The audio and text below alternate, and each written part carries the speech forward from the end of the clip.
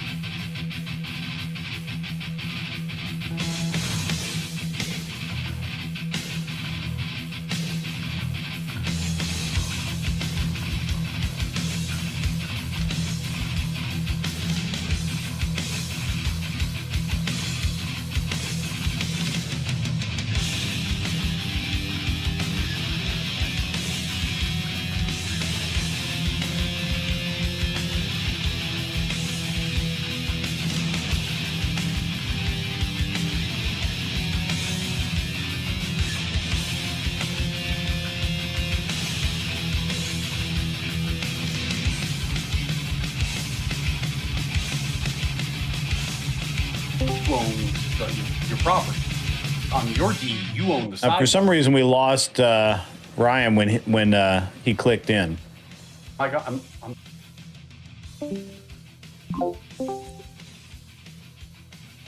Now I don't have audio for. Do we have audio for anybody now? Grid, I can hear you. Can you hear me? I can hear you fine. I can't hear Tyler. When Tyler clicked in, he messed everybody up. Fuck you. Dang it, boy. Tyler's just fucking it all up. Fuck He you. is. While we're waiting on that, Ghost, this is not a Crusader field, or Knights Templar cross. I mean, yes, it is a Knights Templar cross, but basically it says take up the shield of faith, with which you can extinguish all the flaming arrows of the evil one. Take the helmet of salvation and the sword of the Spirit, which is the word of God. Ephesians 6:16 through 17.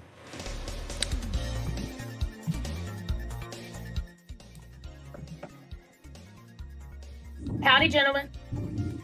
Hello. Hey. So, hey, Tyler, you agreed on a prompt yet? Do we have a prompt? I'm just curious. We were bouncing FDA, Just curious. homeschooling, what are we doing We here? were bouncing two around. In a We can't hear you. Chat. What the? why the Unmute fuck? yourself. I'll say it. I'll fucking say it. I could hear. Am I him. better? You can hear Tyler? Uh-huh. Not now. I could before. Yeah. He keeps doing something. He's messing with us. It's your fucking fault, Grid. You can't hear me? I can hear Tyler fine. Oh, now I can. I don't know what's happening over Oh, there. yeah, I didn't transmit for that. I was just giving hand frustration. Nobody can hear Tyler.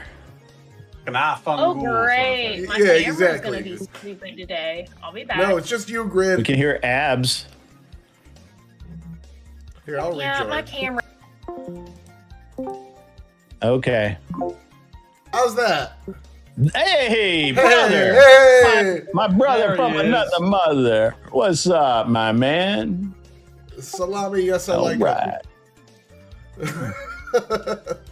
Hey, Tyler, Oh, do you like speaking that? of Do you like which- that little video I sent you, my chigger? What did you send me? I haven't seen it. Speaking of... It's a Facebook. I sent it to you. Assalamu alaikum, Guess who I'll be yeah. with on Tuesday? I can't. What was that, Abs? I'm sorry. I said, speaking of Assalamu alaikum, guess who I'll be with on Tuesday? Muhammad Alaikum. Mohammed bin Salman. No. Osama bin Laden. think opposite side. Tommy Robinson. Oh, okay. I'll be showing him around North Dallas. Oh, that's neato. I'm going to have that really cool guy, Enrique Hario, back on. I'm in North Dallas. Tell Tommy Robertson. Sorry, to stop you don't know by who my that work. is? I met him. Yeah. He was at Word War. I met him there. Just Yeah. Watch your six if you.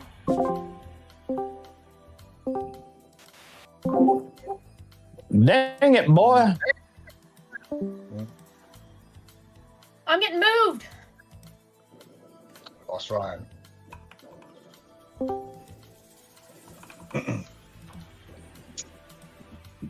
All right, can we hear everybody now? Why does he keep leaving? Right.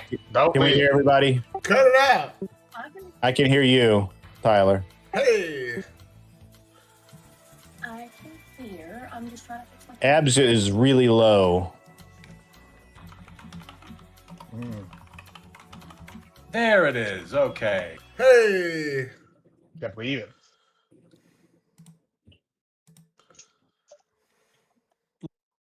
Look at that. We go. She's alive.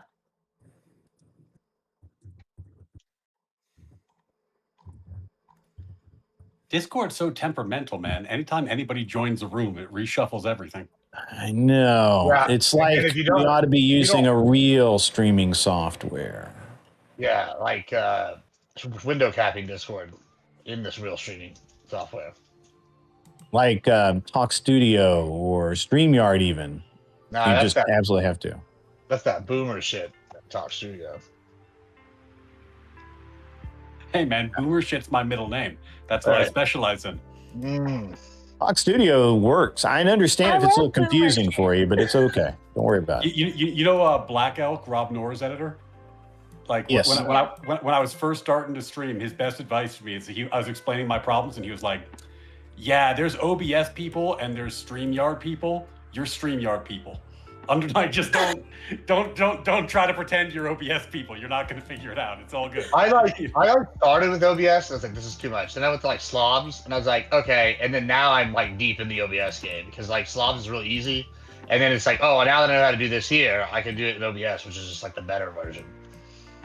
I And started then with there's Streamlabs. then there's the Talk Studio people. Fox Studio is just OBS. Oh, is the Zoom function still working? Oh yeah, it works. So gay. Yeah. I love it. You just need to get on that Zoom game. No, I do not. A lot of things I'm I mad need. At you too, Tyler. Mad at you too. A lot of Y'all things I never go need that's not on the partying in list. Dallas ever again, and don't invite None of them me. went to the party, I'm for the out. record. I was the only one that partied. They all were like, my pussy hurts. That was an exact quote from Tyler, by the way. I demand an invite next time. Yeah, we'll get you one. I didn't realize you were in Dallas, but I should have realized that. I thought I knew. Yeah. Yeah, blame I knew that. Ginsburg, not me, especially when I need your vote tonight. Well, I blame Temple for a lot of things. We go party and we're at this place and I got these people coming in and he's like, I'm gonna sleep in the car. I'm like, what are you, gay? It's free drinks, bro. I'm paying for it. Like, what are you worried about? But no, he didn't clean the Gibbs sand. knows I can party down. That's true. You can't party. You're muted, Fabian. I'm not as good as Yeah, I know. I once was trying to figure out but if it I'm was as good once. if their Discord was quiet for everyone. It seems like it's quiet on my end. I'll fix it. All right. All right. We ready to kick this pig or what? Do you guys agree on a prompt? Are we sure we know what we're talking about today?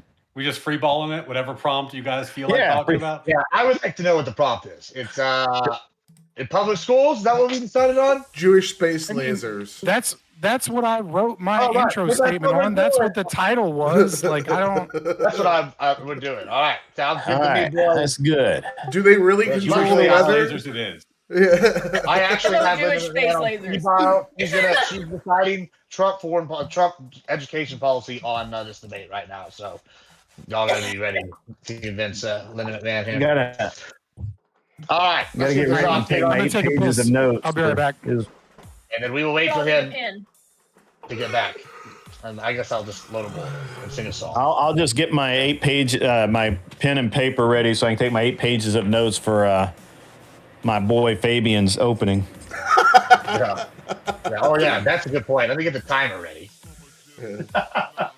You should hire a That's what we're gonna stenographer.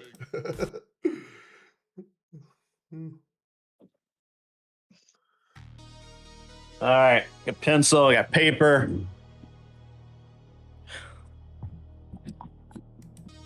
Now all we need is a Fabian Liberty.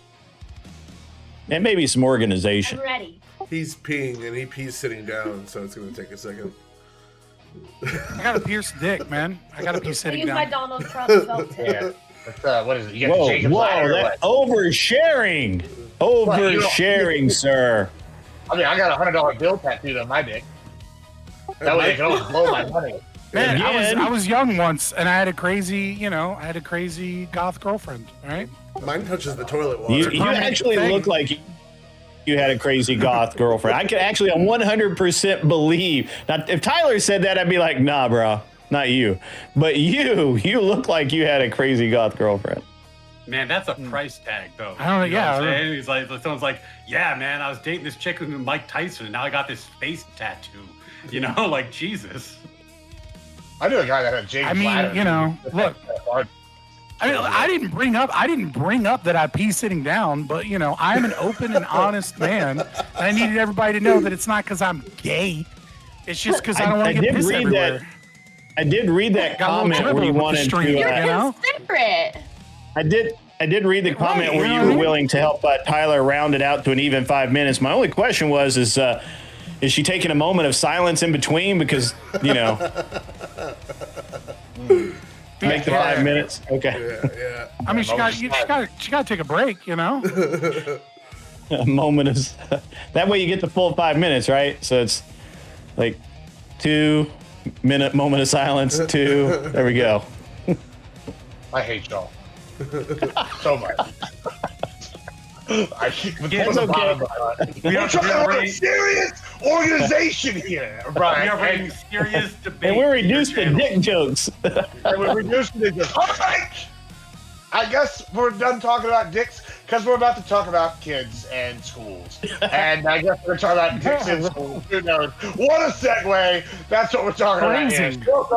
Welcome to this playoffs of the Debate Championship Series. We have Playoffs. a wonderful assortment of individuals here today. 2 debaters, I might dare say call them master debaters, and some wonderful judges. So we'll just go through it and give everybody introductions to who they are real quick, and then we'll get into the topics at hand. All right, let's go with you, Tyler. Tell us who you are, what you do. My name's Fabian Liberty. I'm a libertarian from the internet. I don't stream on Twitch anymore because I don't like it. Come check me out, YouTube, Fabian Liberty. Learn all the base AnCap takes. This is why nobody knows what your channel is. I just hope you know that. I hope you know that. All right, cool. Next, we have Abers. Tell us who you are, what you do while you're here. My name is Abers. You can find me on Twitter, X, at Abers09. That's pretty much the only place you'll find me, so follow me on Twitter. Fantastic. Thank you so much. And Mr. Mullally. I'm sorry, but Hi, I'm Ryan C. Mullally. I stream Natural Law with Ryan Mullally on YouTube and on X. Sometimes I beat up people in debates, but today I'm judging. I'm an attorney and I've litigated at every level of the U.S. court system, including the U.S. Supreme Court. So I'm going to bring an air of seriousness to this debate, which appears to be mostly about dick jokes so far.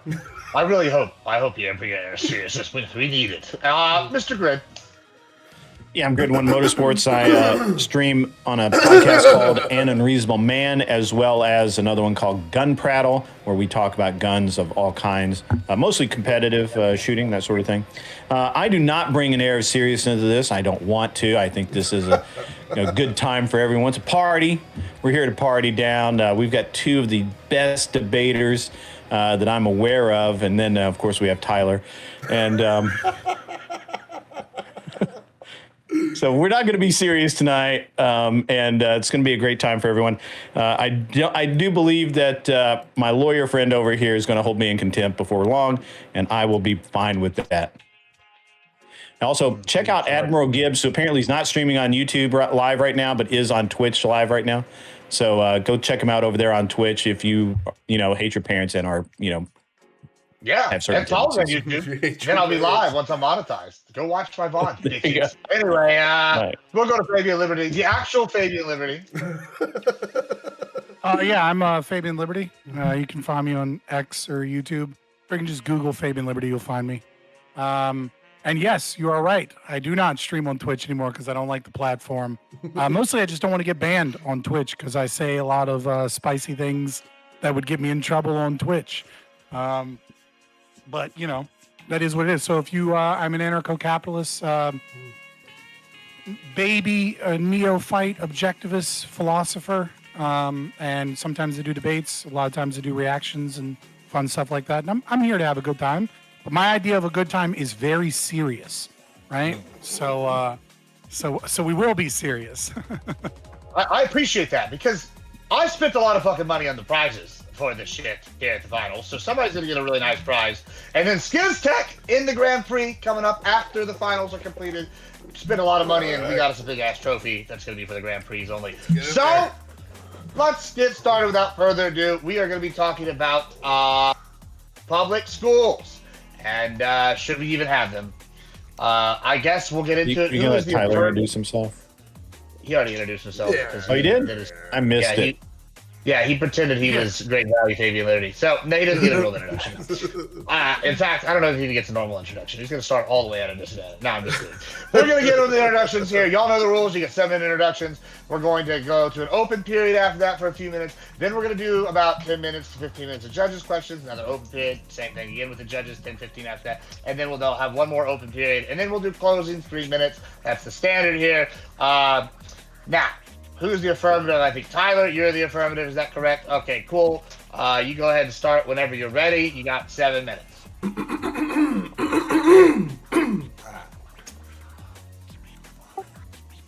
Good morning, good evening, everybody. So anyone who even resonates with the argument of an absolute abolition of public schools takes us to a grounds that really takes for granted what public schools give to us, but it's an ideological framework. Even in the current system, if you don't like public schools, you can choose otherwise. We have different options for you to go to. We have different alternatives. You can even school your kids at home if you want to. All we have is an objective standard from this. What critique reaches high enough to essentially say that we should absolutely abolish this? We can't even have it as a public option. It is purely ideological. There's not any argument in reason that backs this. So we're going to kind of get into a couple here. The system that we have for public schools allows for local voters to pick who they want to run and regulate those schools. It's up to us how we want those schools run. It's done locally. When we change the system, when we go all to private schools, completely abolish it, we lose that right. We lose that ability to control what the schools teach. All we have then is the competition of the free market, which in many ways can be absolutely limited. We lose universality as well. That's going to be probably one of my bigger arguments tonight that I'll get into as well. So the areas where we currently use government to provide housing, electricity, high-speed internet, rural areas, most of rural America, without these programs would be third world countries. And schools are the exact same. If we switch to a for-profit model of schools, you would see a massive lack of education in a large majority of the land mass of the country. It might even cause more urban flight to go to those libertarian megacities that are inevitable. So the only reason you would want to oppose a system that democratically oversees the universal standard is an ideological one where you aren't really a fan of democracy. You're not a fan of the people having their will and their say. You want to impose a system on them that they would reject if given a choice. And I'd say it's really just not a juice that's not worth the squeeze. When you actually even get into this, I'll grant that maybe at some point, if you got into this only private school model, you would get schools that innovate better than what we have. You would have a small percentage of schools that would keep that technique, keep those teachers under lock and key, pay them great, charge high wages, and only bring in the elite. So you would take all these resources of education and funnel them to the top, to the highest bidder, and the lowest bidders wouldn't even have access to school to begin with. The middle class would be left over with the scraps, the mediocres. Where now you have a system where you could flourish in any school. If you want to get paid and you're good at your job, you can go work for public schools and still make money. This separates out the talent and allows more of an even education across the field. So the more negatives is once you lose that standard, you're losing that standard in terms of education as well. Imagine you have doctors or lawyers that are trained some certain way. Imagine you have a company that funds the college because all education is private, and the only thing you get out of that college is an education to do that job. You only learn a small part of banking law for your law degree. You get out and you can only do this one job that this company that funded the college set you up to do. And you're locked in with no education, no freedom to move anywhere. You just learn enough skills to work this one job. Even at its best, you see this model start to completely diminish the education of our country, which further diminishes the people's ability to do jobs. When you have, going into more of the second point, the economic, when you have an ever-changing technological economy, you need people to have these high skills. The more, the better. When you have the next person that could revolutionize something technologically or invent the next cure, working on a farm, dying of cholera at 24 because they never learned how to read and they just worked at their daddy's farm because they had no access to anything, that completely limits the pool, making our likelihood of innovation significantly lower. It's just not worth the squeeze. And even when corruption's brought up, a lot of times we're going to hear corruption as the counter argument. In this system, we have checks and balances to that corruption. Any system where human beings are involved, there's going to be corruption. But in this system, we even out the standard. We have something to police that corruption as well. Having these systems in place takes care of almost all the mitigating bad sides that can come from them, but will come under a system where this is gone. Again, you will not have the universal parts anymore. They will just completely disappear. There's certain truisms that'll carry over and maybe in educational degrees, but imagine 2 doctors at 2 competing colleges in the same city learning different techniques, learning different terminology, and then after their 10-year education is over, they're trained in this way, they have to go work in a hospital together, and because you've lost that government standard, that certification that allows them to enter that field, you now have people that don't even know what their co-employee is saying in a critical, high-stress situation. Like, we lose that universality. It's a big detriment. So, potential innovators, people that cure diseases and things like that, again, working on a farm, dying of cholera at 25 instead of being somebody out there in the field. But this is also obstructing their ability to fulfill their pursuit of life, liberty, and happiness. They don't have the mechanisms at their disposal. This is an American principle to expand the equality of opportunity to everybody and allow them all to live that American dream we strive for. And it's put there for the betterment of the children. So think of the kids. Education already works with the private sector. We don't need private sector completely funding these jobs. We already have them come in. We teach certain amounts of skills, but the standard that we have also allows them to get a well-rounded education. So at the end of the day, when they leave school, they're not just locked into that one job that decided to throw some money at that school. These standards are put there for a reason. We don't want certain things taught in schools. There's certain subgroups that we don't want in charge of schools. So we want certain things like different regulations protecting protected classes, going after people for racial discrimination, things of that nature. We do not want that seeping into schools, isolating people more from their education that we need to drive our nation and our economy and our technological sectors forward. It's imperative to have universal education for that reason, and universal education can only come when you have the government providing and compelling it.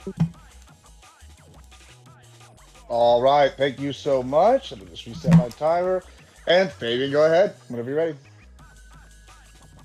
Public schooling in America is a racist, classist, eugenic system designed to strangle wealth and opportunity from the middle class, lower the birth rates for the competitive class against the wealthy elite, incentivize the unproductive class into slavery and servitude, indoctrinate the lower classes into statist socialism, and create a market imbalance to disempower men in an orchestrated gender war. It is one of the most evil inventions of the modern era and should be abolished for a happier, healthier, freer society.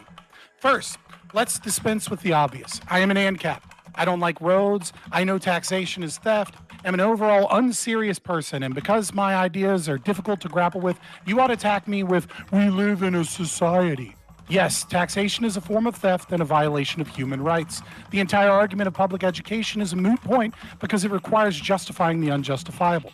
I've already won this debate from the onset. That is, my opponent claims that A equals not A, or that man ought be free from coercion, and simultaneously man ought be coerced. The status has no right to debate because they have no grasp on reason, or reject it to further their own coercive evil goals. Unfortunately, reason and logic alone will not be enough to convince either my opponent or the audience. So instead, we must look at the disastrous consequences of the public education system. There's a fairy tale that is told and backed with cherry-picked data supporting the argument for public education. The story goes that in the before times, parents forced their children to labor. Children had limited opportunity for education, and because of this, permanent lower class was maintained, while the aristocracy enjoyed the fruits of a more productive labor from higher education. Then, socialist programs came along enforcing mandatory education onto children, and a middle class was born by these compulsory education laws. Later, high schooling was mandated. Government programs aided in children going to college, and all the data shows that children who graduate high school or college make more money in the labor market than their counterparts. Lastly, any failures of the education system are blamed on racial disparities in funding or lack of funding in general. It's settled then. Public education is a great boon, and the only thing we need to do is fix it, is to spend more money. The problem is that is all a fantastical storytelling. The truth is that the Industrial Revolution, the invention of the factory system, the abolishment of slavery, and the diversification of labor and investment capital are the major reasons for the creation of the middle class, not compulsory education. What the research actually shows is that in America, many states had differing compulsory education and child labor laws at the exact same time. When you compare these states, you find little to no statistical difference in high school attendance rates in states with or without compulsory education laws. The fact is that overwhelmingly, parents do not wish for their children to work in the fields doing manual labor. And if and only if they have the financial means to send their children to school, they can and will. They can and will. Compulsory education laws and child labor laws follow after a society is financially capable of this feat. They are purely symbolic. This is seen throughout the entire world. Child labor stops and education begins when a country reaches roughly $15,000 GDP per capita, regardless of child labor laws or compulsory education. So now that we've dispensed with the fact that arguing for public education is a violation of human rights and that the history we were all taught in schools is largely a myth, let us discuss where we are today. In fiscal year 2024, America spent roughly $981 billion on education. That's $100 billion more than the entire U.S. military budget in the same year and just shy of $1 trillion. But in a country of 350 million people, big numbers hardly tell the story of government waste. So let's say you're a family of 3 children and 2 parents living in New York State, not the city, New York State. The state spends roughly $37,000 per child on public education in New York, or somewhere the state is stealing $112,000 to send your 3 children to shitty public schools. Meanwhile, sending your own children to private schools in New York costs roughly $22,000 per student. If they shut down the public schools that are outperformed by private schools and sent you the money instead, you could send all of your children to private school and still have $45,000 a year in your bank account. In what fucking world is sending your kids to dodge bullets while being conditioned to believe in woke ideology and neoliberal factory worker indoctrination, all to get an increasingly worse education worth losing $45,000 a year? Or better yet, why would a man or a woman choose to work a shitty corporate job and never see their children when they could stay at home and raise their kids all while pulling a salary of $112,000 a year? But Scott, these numbers are disingenuous. Parents aren't paying directly to send their children to school. Schools are predominantly paid through property taxes, lottery systems, and federal government grants. This is precisely what makes public education so evil. Parents are not given the choice between receiving direct funds or public education. Instead, they are offered free schooling or forced to pay property taxes with a single-income family household. This trillion-dollar Ponzi scheme is designed to destroy the middle class. Public education is a corporate welfare scheme that allows corporations to lower wages and forces women into the labor market by taxing families and subsidizing corporate wages. The result of this distributive system is simple. The poor, unproductive class continually breed and receive welfare, including public education. The rich landowners continuously profit from rising housing costs and happily eat the increased property taxes that price out the middle class. Meanwhile, the middle class is unable to afford children because of the increased costs. And if they can afford children, they limit them while working 9-to-5 jobs whose wages have remained stagnant since the 1970s. The true cost of public education is not simply the taxes we pay to live in an orderly society. The true cost is $981 billion system where 21% of Americans are functionally illiterate. The true cost is a system designed to strangle wealth from the hardworking families, making having children capable of competing with the wealthy elite increasingly expensive, while subsidizing low IQ, low-wage workers or immigrants that will continuously vote for social welfare programs that benefit the wealthy elite and parasites. The true costs are corporate subsidies that force women into the labor market, and when combined with child welfare programs and community property divorce laws, destroy young men's hopes of building wealth and starting a family in the first place. Sorry, I lost my spot for just a second.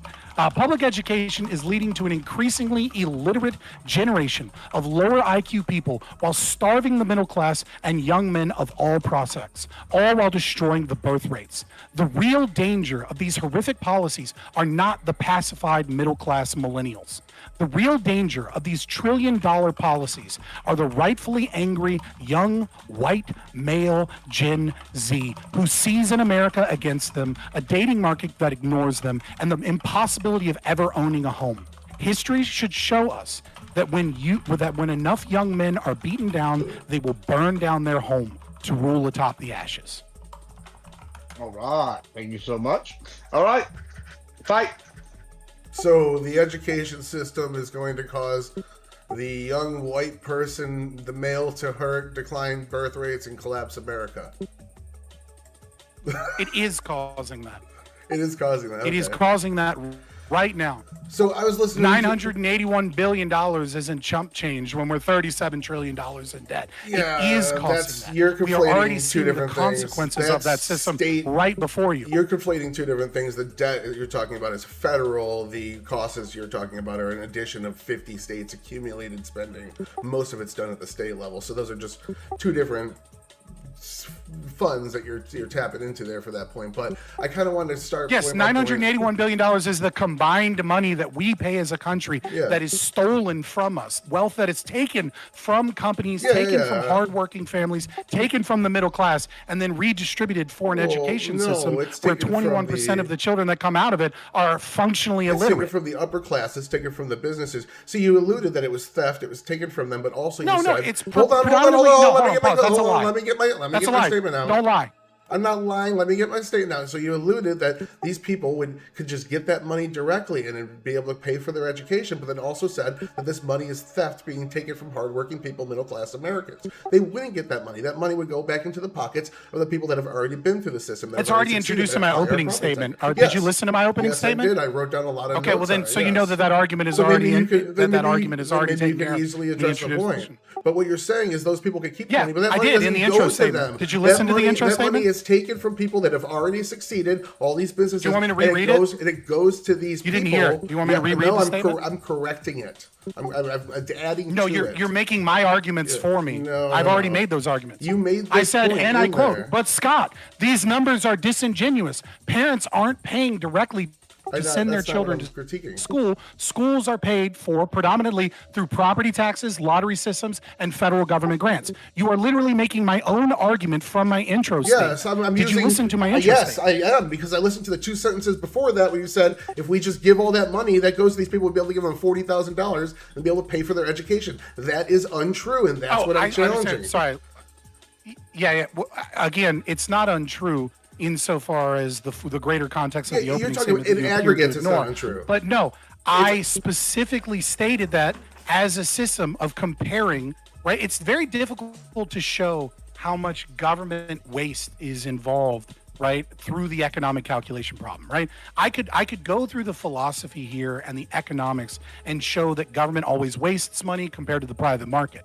What I did instead is I created a thought experiment within my opening statement that was essentially, imagine if all of the money spent on the student was simply given in the form of a check. And what you would see is that you would have $45,000 in your bank account while giving your children an education that's almost challenging. A little over half the price. At all what you're advocating for. I'm challenging that you were just throwing that out there as a virtue signal for somebody to pick up on and say, "Oh, he wants that money to go directly to the people." What you're saying is it's not no a virtue taxation signal. at Where all. is the virtue signal? Those people that can't afford that education are just not going to school.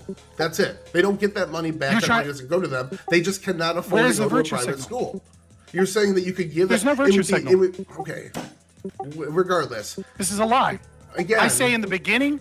I say in the second paragraph, I describe my ideology as an AnCap, and then I say it again at the end. I've made at 3 the very points. beginning and at the very end. You're just dodging What point have I dodged? What point have I dodged? I just gave you it.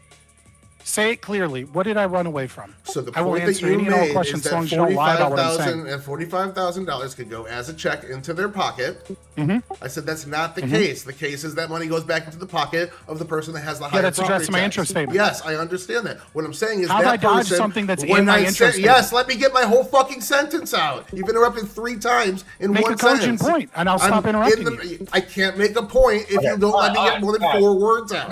You're filibustering because you can't address the point. That's all. You're filibustering. I can You're address trying all to of it. Go filibustering. ahead. You can, but you aren't. You're just filibustering go ahead, and go interrupting. ahead. Because as soon as I get a coherent point out, you can't cool. address it. But right. dispense with all of the things that are already in my intro You statement can't let and me make your talk. fucking If you point. let me talk, you can lose the argument. That's why you're not letting me talk. All right, we're gonna need everybody here. All right, here's what's gonna happen. You're gonna go ahead and you're gonna talk. You got 20 seconds to go in uninterrupted. So get your point out fast. Yeah, I got you. So again, in his opening statement, he And flat then, out hold on, said. let me unmute you before you start going. Oh.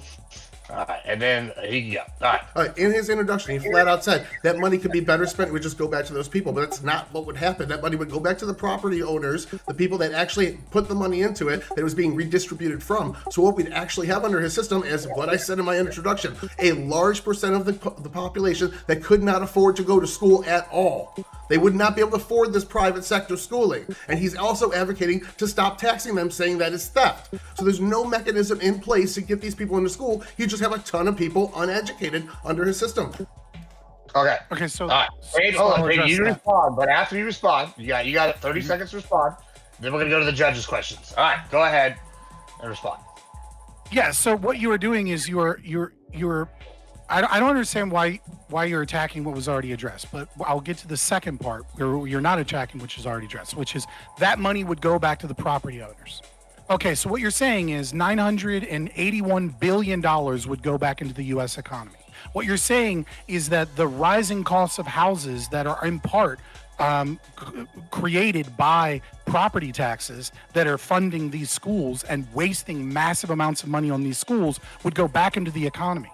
What you're saying is that corporate wages would no longer be subsidized by the fact that people are getting a quote unquote free education, but now they actually have to choose between should I keep my kids at home or should I go get a job? And therefore corporations that have more money and property houses and homes are cheap would have to pay higher wages in order to get, let's say, stay-at-home moms to leave their kids and go to school, right? So the idea that people would not be able to afford this is ahistorical and is also just not true. They absolutely would, because they wouldn't have $1 trillion stolen from the economy, making wages low and making home prices high.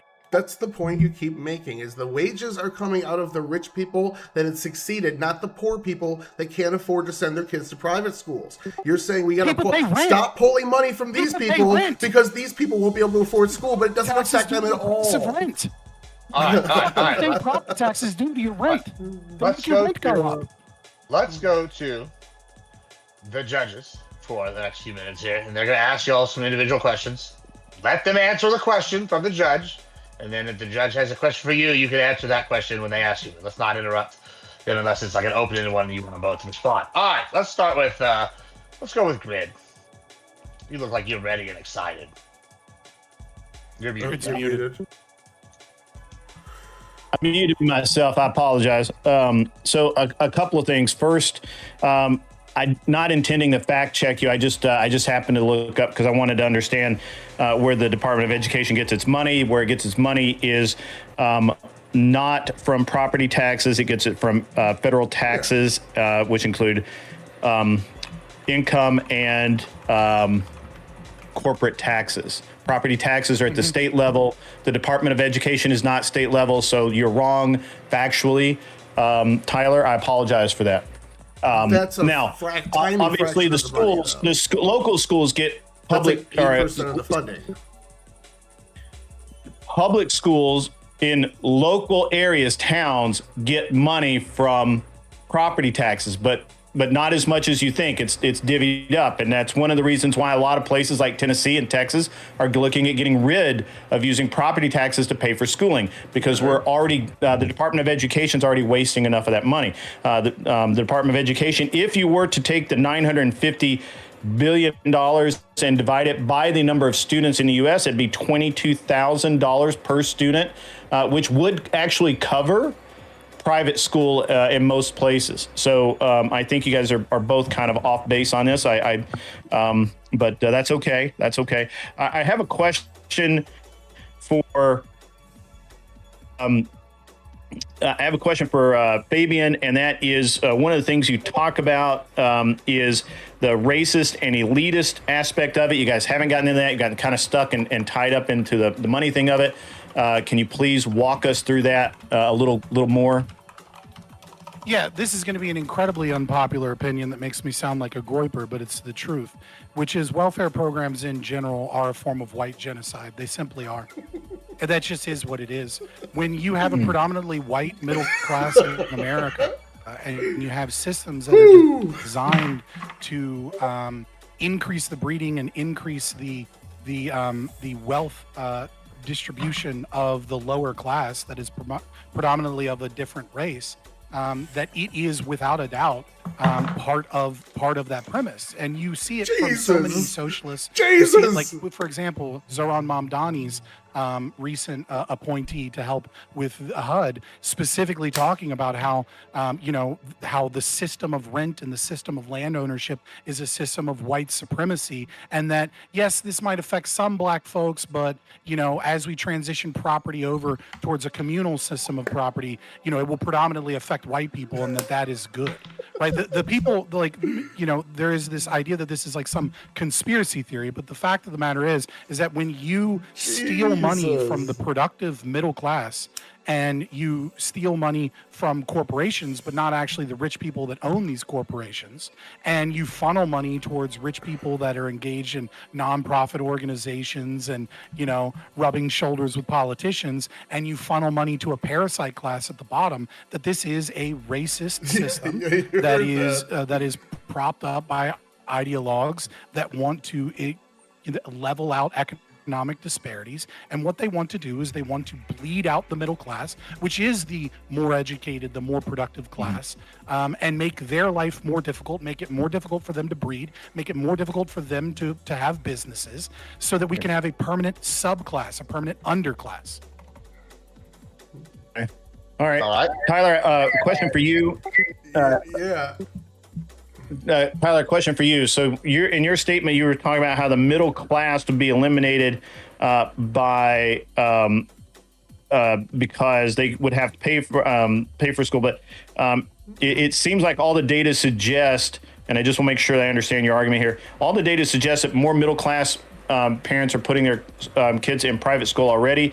It would not affect the abolishment of the Department of Education would not affect rich people. Their kids already go to private schools. So I'm trying to understand your argument from that point of view. Could you walk me through that? No, could you read that quote again? Because I don't think I said anything like that. Getting rid of public schools. Well, you said the that lower class would have for-profit schools would eliminate the middle class because they wouldn't be able to afford it, and rich people, and only the rich people would be able to afford it, which they already. I think you had a misunderstanding with my argument. What I said was, walk me through it. What I said was here that when you have only a for-profit school system, you'd have a couple schools that could probably develop something better than what we have today. They'd be able to pay their teachers. They'd be able to get the most lucrative students. It'd form an elite circle, and they would siphon all the best resources of education up to that. The middle class would be left with the leftovers, the mediocre, which our system now, it isn't perfect. You still see some of that existing, but it's deviated up a lot more. You have a lot of people in public education that are also highly skilled teachers. The talent's spread out a bit more. What I said, it was to destroy the lower class, the poor people, the rural people. Rural people just wouldn't flat out have schools, and a lot of poor people in cities wouldn't be able to afford them. Okay. Is there anything in either of your argument? Oh, I'm sorry. Was there anything, and I didn't hear anything in either of your arguments about homeschooling or communal schools? Yeah, I said it's absolutely. I alluded to it by saying. I alluded to it by saying what parent wouldn't choose to stop working a 9-to-5 job to take a $112,000 a year salary, right? And that's money taken out of the economy, right? So if that money is taken out of the economy, then if we put that money back into the economy, then logically speaking, as more predominantly women, but maybe some men, right? Just depends on the household, but it is obviously predominantly going to be women. If companies are forced to make this choice, they're going to have to pay people more. and they're going to have more people to pay them. Right? Like the taxes affect the economy as a whole. When we're talking about $1 trillion a year taken out of the economy as a whole, the natural conclusion of that would be that some parents, right, would choose high-paying jobs and would send their children to private schools.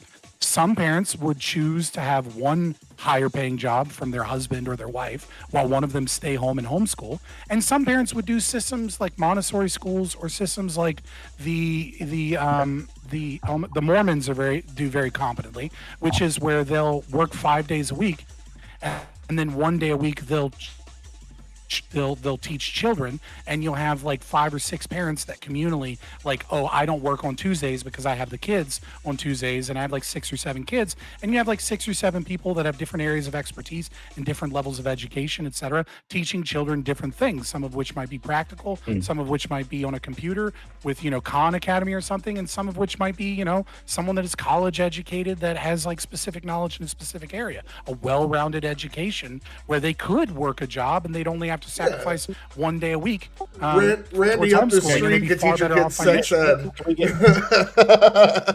That's exactly the problem. That's great. Hold on. No, I want to hit on that. Can I hit on that just very quickly? That's exactly the problem with the high time preference system of the welfare state and public education is that we don't know our neighbors, that we don't have community, that we don't work together because the government takes care of all of that, and you don't know who Randy up the street is, as opposed to having a community together with a church or with a community center where you actually do know your neighbors. We lived in a time not that long ago where women had, yellow ribbon ceremonies, where women had book clubs, where women knew each other, and it was a healthier and happier society. Okay, so all right, go ahead and respond quickly, and then we're going to go to another judge. So again, we keep going to this aggregate statistic about how much is pulled out of the economy in total, and using that aggregate, it mostly comes from the top 20% of income earners.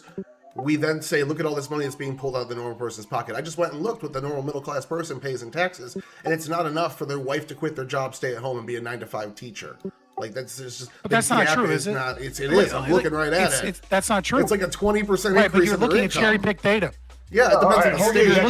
You're looking. Hold on. Let me Nobody let me do pays this with just one 50% thing. income of their taxes. Nobody. No, let me. Admiral Gibbs, please. Let me just say this one thing. Okay. The problem with you cherry picking data that way is that you are looking at taxes paid and you are not looking at an economy. If a wealthy person pays more in property taxes and they are a landlord, guess what? You're not necessarily paying that money when you pay your rent because that's not taxes straight to the government, but you're paying higher rent because that landlord has higher property taxes. So it might disproportionately come from the wealthy, but in a healthy economy, goods and services are exchanged and they balance out to an extreme degree. And so what you're arguing is they're paying mortgage but what we're talking about. But if we stopped paying higher property taxes, then everyone would have lower rent. And the people that do own homes would spend less money on property education. As you haven't said it, but you can see it. No, they'd have cheaper, superior education. No, they have lack of education. Let him respond. We get back to this in the open. Put a pin in it. Go ahead, Tyler, real quick. I'll give you like 15 seconds to respond, and then we're going to go to the next judge. Go ahead. Yeah, no, at the end of the day, you would. If we spent less on government things, absolutely more people would have money in their pocket. It wouldn't go back into the pockets of the people that might save $50 on their rent or 10% of their income on their taxes. These people would still not be able to afford the things. They'd still be poor. These taxes are redistribution mechanisms. So to say, like, look at all this money being taken out of the economy in aggregate and then going to the everyday man and pretending like that taxes are breaking in. It's just silly. It's sleight of hand. If these rich people have more money, who are they going to sell to? If they have more money, who are they going to sell to? Price goes down. That's how an economy works, man. If the rich people have a bunch more money and people don't have money to buy shit because they have to put their kids in private school. I addressed that already. Should I repeat myself? I addressed that already. To the next judge. Right. God damn, we got timers for a reason. I got time limits. This is what we're doing. All right. So, sorry. Okay. My fault. It's all my fault. I'm going to go to I blame you. I'm going to go to, because I'm serious. Silly goose grid. Here we go. All right. Let's go to Mr. Malani to get us back to some serious here. You asked the question. All right, gents. I don't trust them. Am I live? Am I still muted? Okay. No, you're good. So I felt like there was a little confusion in the last round of questions, just to make sure that we're on the same page. This is a debate about whether or not the public school system in its entirety should be abolished, the state and federal level, right? Correct? Both you guys agree? Okay. So this is not just abolish the DOE. This is abolish all public education, including state initiatives. Got it. Okay. So, Scott, I heard you say that one of the issues with property taxes is that it increases the price of housing. And I guess the concern I had is you phrased it in the way that it was keeping people out of the housing market. And at least in the area where I work, I've seen the opposite, because I'm not saying for commercial, but for residential, like single family houses, you have New Jersey, you have New York, which have high property taxes. You have Connecticut, which has low property taxes, right? And that's the tri-state area that commutes into New York City. Connecticut has by far the highest property value. And at least my understanding is it has the highest property value because the tax rate actually pushes down the value in a high tax jurisdiction like New Jersey. So can you expand on why you think that getting rid of these taxes would decrease property values rather than increase them? So there's two problems with your example. Number one, your example is relative, right? So you're comparing two situations and saying, well, one of the reasons why the property values are higher here is because the property taxes are so much lower here. And that very well may be true in a microcosm, but when you zoom out to the macro, if you were to drastically reduce property taxes across the entire country, then this concept of one area having lower property taxes, thus the overall value as an investment of this product that is housing increases would vanish, right? Because it is only a boon because the surrounding areas have high property taxes. If we were to get rid of high property taxes across the board, then you would see a general decrease in the money out of pocket in order to move into a home, right? You might not necessarily see a drastic increase in the evaluation of the property or the mortgage payment if the mortgage payment isn't including property tax, right? But it is kind of on its face, it should be kind of like obvious that if everywhere there were, let's say, no property taxes, right, then obviously your monthly mortgage payment, if your monthly mortgage payment included property taxes, would go down. And that this idea that one area has lower property taxes, thus the evaluation of property goes up, it only works because it's under a system where many areas that are good places to live in, that have good schools, also have outlandish property taxes. Just real quick, Ryan, just for clarification to you, Mr. Lai, I got a question. Did you just say Connecticut has low property taxes? As compared to New York and New Jersey, real low. Oh, well, yeah, comparatively. They're the third highest, though. You just compared them to number one and number two.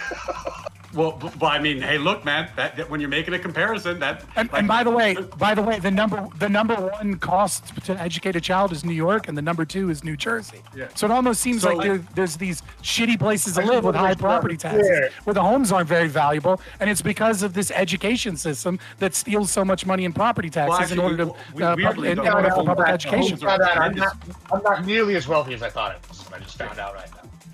Weirdly, the homes are tremendously valuable in Connecticut, but I guess, and I don't want to get lost in the sauce on this, but I guess, Scott, the difference I was saying is that I think for a lot of people who are first-time buyers, the issue with buying in is not your monthly payment, it's the down payment.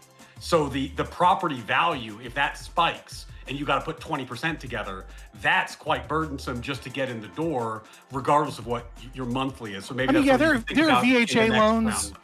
There are VHA loans, and there are other ways to reduce the down payment on the house.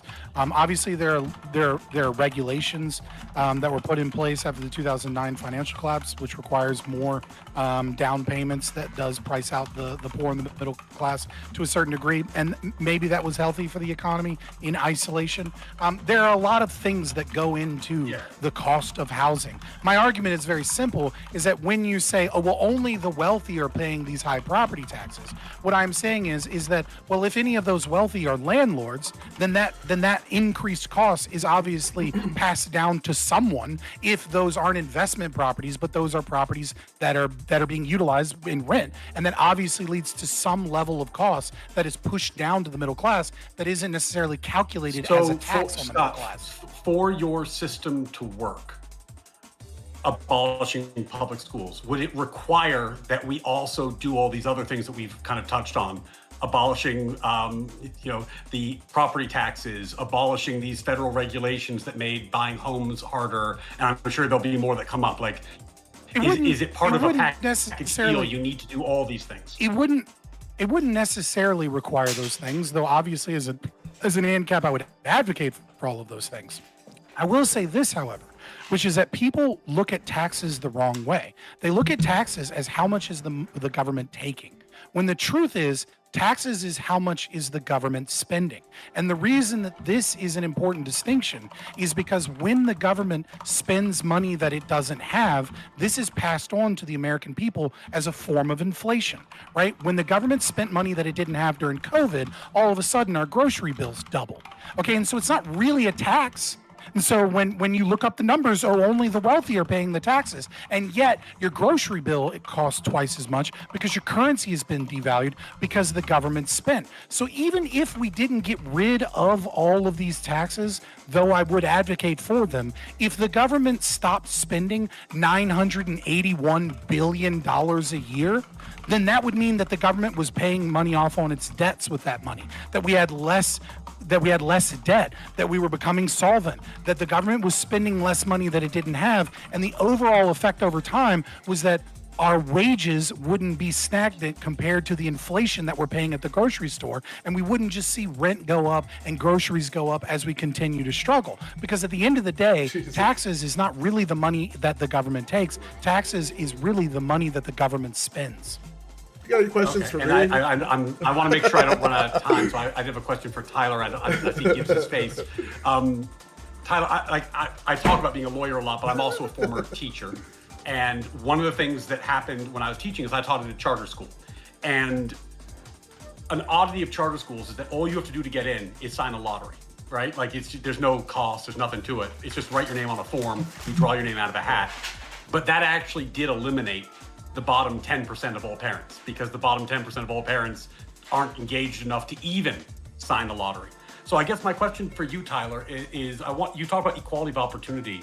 I'd like to give you maybe a chance to address how you think public schools serve the worst performing, the hardest to educate, the neediest, disability, etc. families, and maybe what you think would happen if we switch to Scott's system, and then if Scott has a rebuttal, maybe we can hear that too. I would have to imagine if we switch to Scott's No system. rebuttal! Yeah, it'd take like 2 hours. I have to imagine if we switch to Scott's system, maybe that kid would cost more to get into a private school or something like that. Where in my system, it might not be the best. Again, I even admitted before, if we go to Scott's system, you might find 1 or 2 or 3 schools that can do it significantly better than our public school system. They'd just be extremely limited and only cut off for the elites. So there could definitely be a way to help these troubled youth. More, I'm saying that in his system they'd get left behind, where in ours we just do our best with them. These are generally kids that come from a broken home, poor neighborhoods. They rely on that redistribution. We've had a lot of talk about taxes here. A lot of that money that's taken on taxes is taken from rich people and given to poor. I think it was Mitt Romney got in trouble for saying 47% of our country gets more out of the tax system than they put in. So a big factor here we're forgetting about when we talk about these taxes is the redistribution mechanism that comes as a result of them. Generally, young people are the poorest in our society, fresh out of college, just got married, trying to buy a home, have their first kid. These are the people that need that redistribution. And then you get to the broken home element of that. This kid would just completely get left behind in any other system. And even if our system doesn't perfectly correct for it, doesn't always hit the nail on the head, some fall through the cracks, it's the only opportunity they would have gotten. It's the only opportunity rural people would get. It's the only opportunity a lot of people in inner cities that are poor will get, is this redistribution mechanism mechanism that comes from taxes. So just letting rich people keep their money and telling poor people, sorry, you can't afford an education, just to me is like a way to ruin your entire nation.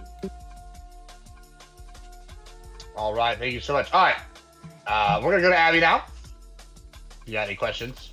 Let's go see what you got I'm here. just gonna go back to so for Tyler, it seemed in your opening that you were saying, and correct me if I'm wrong, we get rid of public schools and the only options you're really left with are homeschool or private school. Mm-hmm.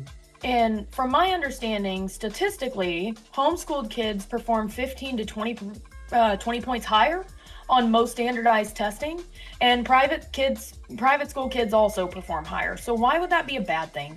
I don't think it would be a bad thing, and I'd even make concessions that our current system's not kind enough in terms of maybe we can even shift to a voucher program to allow more people that want to homeschool to have that ability, and more people that want to send their kids to a private school to have that ability, but that would still allow the public option for everyone else. And government is not the most efficient. They're always going to spend more money to have sometimes lesser or at least close to goals of the private sector. But the reason why you need that is because if it's just money based, everybody that lives in the country that's in these low density areas will either have to drive 100 miles to go to school every day or just won't flat out have it because there's no financial incentive to put a schoolhouse there for 20 kids. So it has to exist, in my opinion, as well. So I guess follow up to that would be, so in that world where we would still have the FDA, that's because if we got rid of public schooling, the religious communities wouldn't step in to school those people.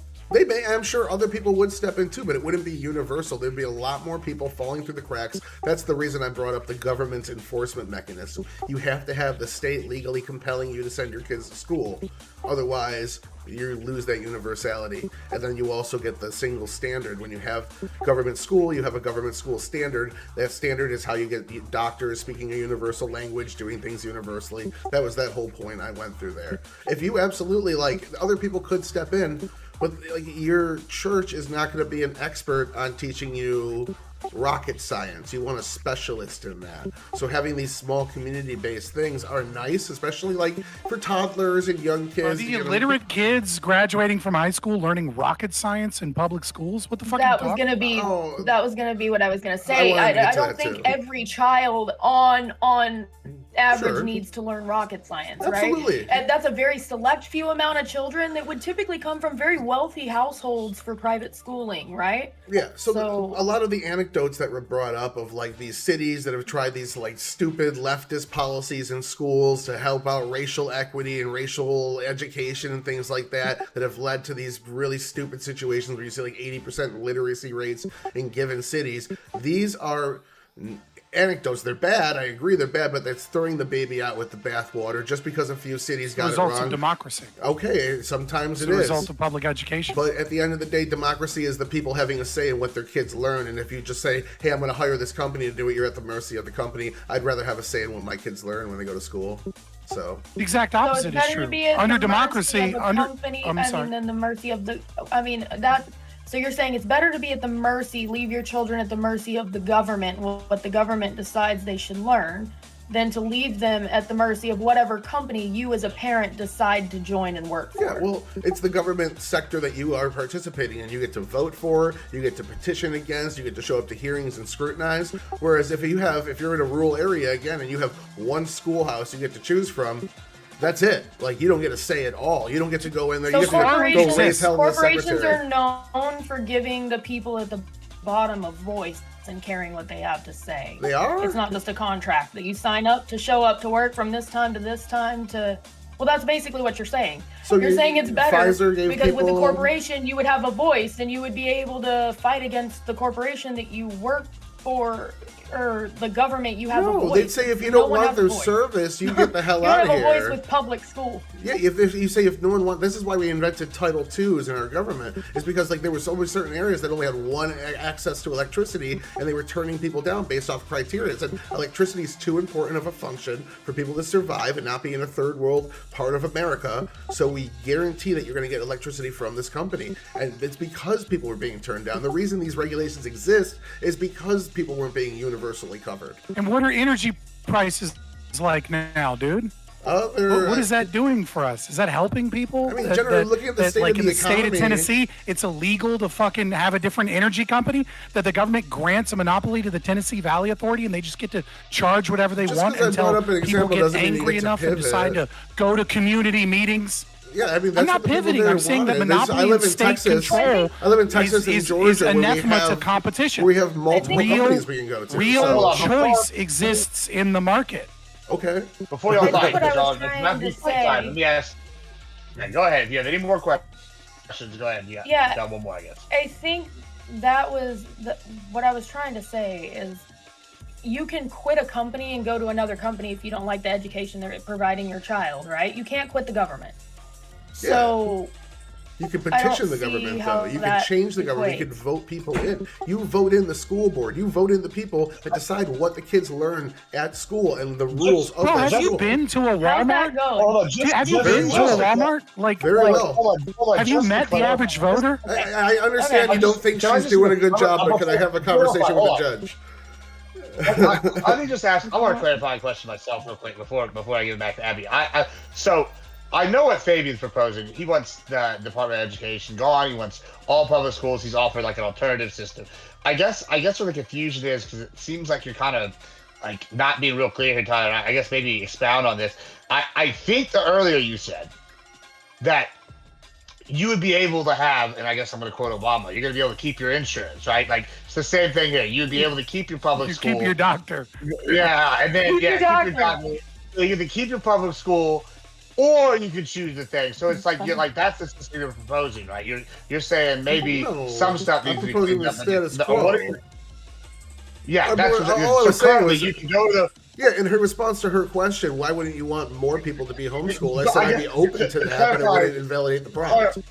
That's all. To clarify just a little further, though, you're not saying it's like you would be shutting down the the private school in Three Rivers, Texas. No. You're just saying there probably wouldn't be one, is what you're saying. Look, Is that correct? private schools and homeschooling only make up about 10% of education. I could see that getting up to 50% and being completely happy with it. No objections at all. Raise that shit up as much as you want. If there's anything in government holding them back from doing that, then change it. Voucher program for everybody. Absolutely have whatever kind of school you want, but don't Can we get rid talk of about public that? school.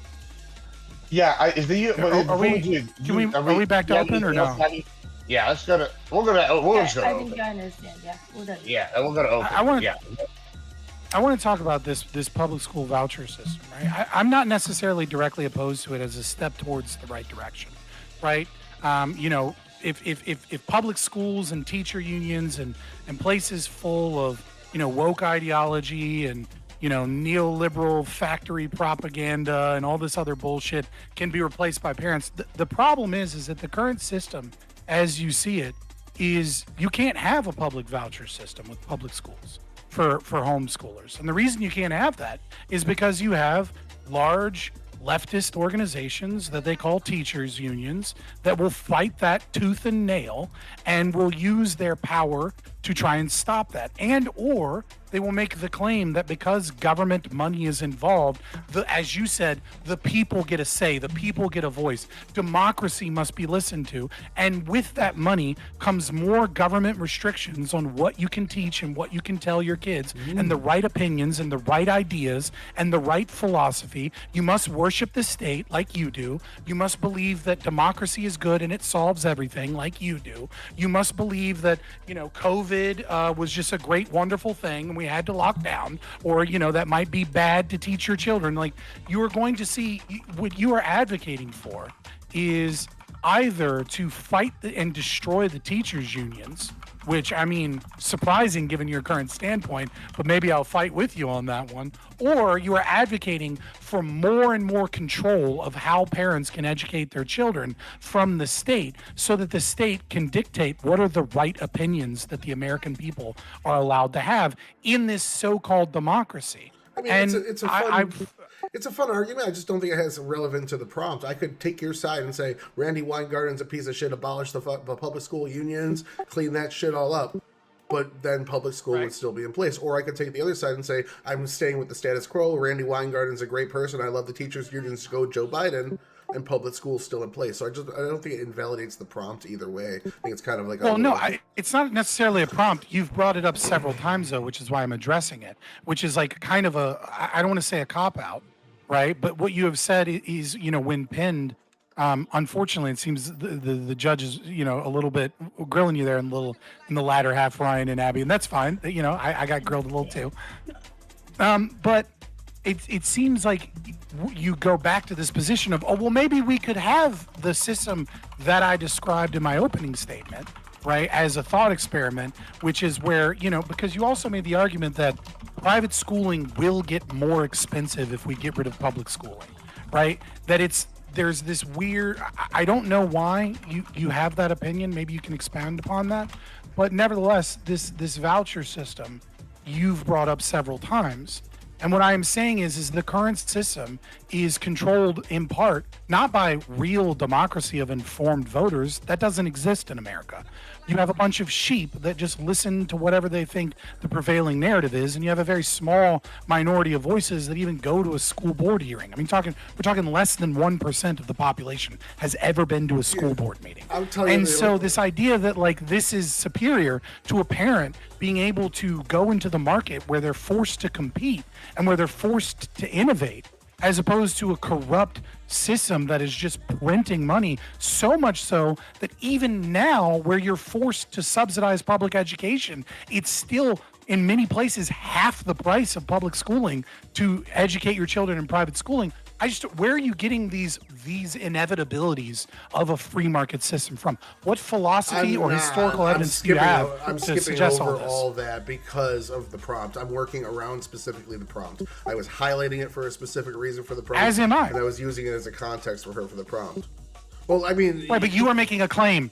The claim is that a private system will be of competition, will have less choice than democracy, and that private system will become more expensive than it currently is. That was the argument that you made. Before we get lost in the weeds of this, I want to give it you a chance. I didn't make any of those claims. Yeah, I want you to answer make both of those claims. Hold on.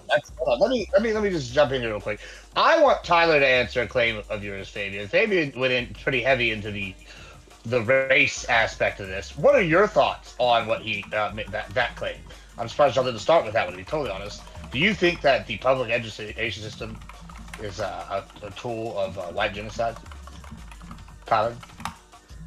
Oh, no, I think that is wild. Like, giving people that aren't white an education is somehow genociding white people when, like, that term is... That's not my claim.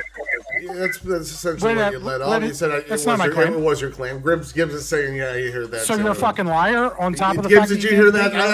That's what I heard. Did I say? Hold on. I didn't say that. You pull back the tape. Find the tape where I said giving an education to people who aren't white is a form of white genocide. Well, that's what we were saying. You can't steal people into school. My position, then you can't argue against it. Yeah, that's what I heard. What is my position? What I heard. Well, he asked a different question than your exact position. I said it in the beginning and the end of the opening statement. Would you like me to reread it? I'd like you to reread that specific part again, yeah. So would you like me to reread it? Yeah, reread that specific part again. In the opening statement, I said, and quote, public schooling in America is a racist, classist, eugenic system designed to strangle wealth and opportunity from the middle class, lower the birth rates for the competitive class against the wealthy elite, incentivize the unproductive class into servitude, indoctrinate the lower classes into statist socialism, and create a market imbalance to disempower men in an orchestrated gender war. It is one of the most evil institutions, yada, yada, yada. You said At no point did I mention you led it with, this makes me sound like a graper, right before you said it. You said No, I let in. I did not do that during in the it wasn't in the opening intro. statement, but I did when I responded when I responded to him to that was my grid. He was responding to me because I asked him specifically what was the So racist. can you steel man the position now that I've given it to you word for that's word? not the position. And actually argue against it? No, I'm talking about the one you made with Grid. That's the position that I was critiquing. So what was said there? And at no point when I spoke to Grid did I say that giving an education to brown and black people. What I said is that a system that is designed to strangle the middle class that is predominantly white, and you have activists in teachers unions and in property that say that the concept of ownership of property is white supremacy. This is everywhere in the literature. I don't think anyone denies this, that amongst all of leftist academia, that they claim that land ownership and property rights are a system of white supremacy. It's one of the cornerstones of critical race theory, and it is one of the cornerstones of, let's say, social emotional learning that is in public schools, and CICUS, which is the largest social emotional learning institution that directly brought on critical race theorists to say that critical race theory is in schools, and it's a good thing, and we need more of it. Yeah, you're just giving me. No, what I'm saying is that if they claim that they want to indoctrinate children through public schools against the concept of private property because private property is white supremacy, if their own literature says that we want to use public schools to put children into the learning zone of uncomfortability by making them go through struggle sessions about their race, if that is the largest institutions in America that engage in sex education, right, then that is what they are doing, it's and like that is what the system supports. Like most of these states all right, let Tyler respond. It's not 5 states. It's in 47 states, and it's in 1/3 of all elementary schools. Okay, I get what you're saying. Hold on, I just let you ramble on. So I get what you're saying. 30 seconds or so. Yeah, so it's just more of taking the worst examples from a handful of like leftist states and just. Is 1/3 of all public Let me respond. Let me respond. It's not. It's like 5 states, bro. It's like 5 states, bro. It's like 5 states. It's not. It is in way the more than 5 majority of the states. country disagrees with this. The majority of schools don't do this. I'm taking control. I'm taking control again. All right. God damn it. You boys making me work for my fucking food. I can't. Like this. All right. Here's what's gonna happen. You're gonna get 30 seconds. Don't go uninterrupted. I know if he lies, I know you're gonna want to rage out, but just wait till he says all of his lies. Here for 30 seconds, and then. All right, go ahead, Tyler. I misunderstood. I understand what you're saying now. This is just more highlight the worst examples, pretend like those are the norm, and then say this justifies throwing the baby out with the bathwater, despite the fact that like 80-90% of schools in the United States don't operate under the gender and DEI bullshit that you see in a handful of areas. It's like California. I've looked specifically into the policy in Oregon, and a couple other states are doing it. The vast majority aren't. This was decided last election. Exit polls showed it. This was a big deal for people. School boards flipped Republican across the country. So this is on the way out the door for anywhere but a blue lockdown state. It is not the norm of our education system. It was a political experiment that failed. That's all. Now it's open again. There you go. Yeah, this is just not true. This is just not true. Like CICUS, I'm just looking it up now, right? All 50 states have adopted social emotional learning. Every single state in America has SEL programs. 27 adopted You don't know what SEL is if you think that means what you think. Like, if you think that backs your point, that's not what SEL is. I challenge anyone in the audience or any judge after this debate to go look up transformative social emotional learning on Google Scholar, read the research of how social emotional learning is a system that is to be used to create a critical democracy to stop white supremacy. I challenge anyone to look at CICUS, which is the #1 in America sex education company that schools use to write their sex education teaching policies. Like Paulo Freire, right? Paulo Freire is the #1 cited academic in academia. Okay, Paulo Freire is the #1. That is the person that wrote Pedagogy of the Oppressed, which has double the citations in English alone of Sigmund Freud. Okay, and that book specifically is how do we use the education system as a means of Marxist indoctrination? How do we use the process of teaching children how to read? You can laugh about it, Are you but it's the number one gish cited galloping? academia. I've heard these arguments already. You're gish galloping. You're making conclusions on. I'm the not things that gish aren't- galloping. yes. I'm giving example after example after You example cited a about book what that you said isn't is even just not required true. reading. You brought up Paulo Freire, then you brought up a book that has Cited nothing the to do with the most education cited system. book in all of academia is just Paulo some Freire. irrelevant book. Paulo Freire was a guy that worked inside of a capitalist administration that worked for the education secretary and developed some techniques of teaching literacy to people using some different versions of cultural communist pedagogy. It's a vague ass transition that James Lindsay uses. I've heard all this already. You're really pushing like theories as fact here. So they're not theories when the number one cited source, the number one cited academic is a Marxist and the book that is the number one cited book from that academic He was also is the a head book of his on how to educational indoctrinate people into Marxist thought. He was the head of his educational field for his country and did a lot of good work for education generally. So the fact that he was a Marxist and they only cite a couple chapters out of his book. So to he was teach a people good guy. literacy. He was a good guy. No, he was a professional. Guys, it's actually He good was when the public professional and good at education his system job.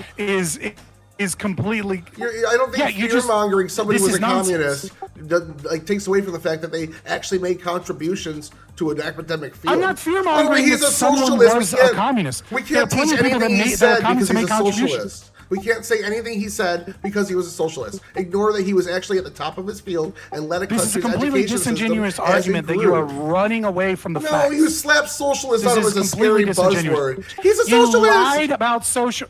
You They lied have about to read social one of his emotional books. learning, saying that it's only in California and a couple of other states. You don't know anything about psychics, and then you all of a sudden magically do know about psychics, and it's actually not that big of a deal. And then you don't know anything about the fact that Paulo Freire's the number one cited academic in pedagogy and One in book. academia in general. The main work that is being cited is Pedagogy of the Oppressed, the main book that is being cited. That has like over 200,000 citations. The book in is about English teaching alone, much less literacy to in a other bunch languages. to a bunch of natives book that is didn't about- know how to read. That's what the book was about. You're saying it's communist indoctrination. By what means? It was a By what study means? on how to teach You already people admitted it. that were in their adult age how to read. He did use some pedagogy in there. He did say the literacy should be in the political motives that I want. Of course, he used pedagogy. Yes. That's the whole point of. But the teaching. book itself That's not the was issue. It's not pedagogy. was a It's pedagogy study of the oppressed. breakdown on how to teach education to people of adult age that couldn't read. It wasn't like this is what Karl Marx said we should do at this stage. utilizing class consciousness as the main vector of education, which is what social emotional learning is. Okay, so what? He still You're did good things. You're saying, It was a saying book socialism about- and communism No, you're is saying all Red Scare. You're saying We don't it believe is. in any That's of that. exactly what he was a socialist, and they use his book. So obviously Right, that's bad. you have no It proves that every fucking state argument. is doing gender theory because they read Paulo Freire's book from the 1970s. That's your argument here.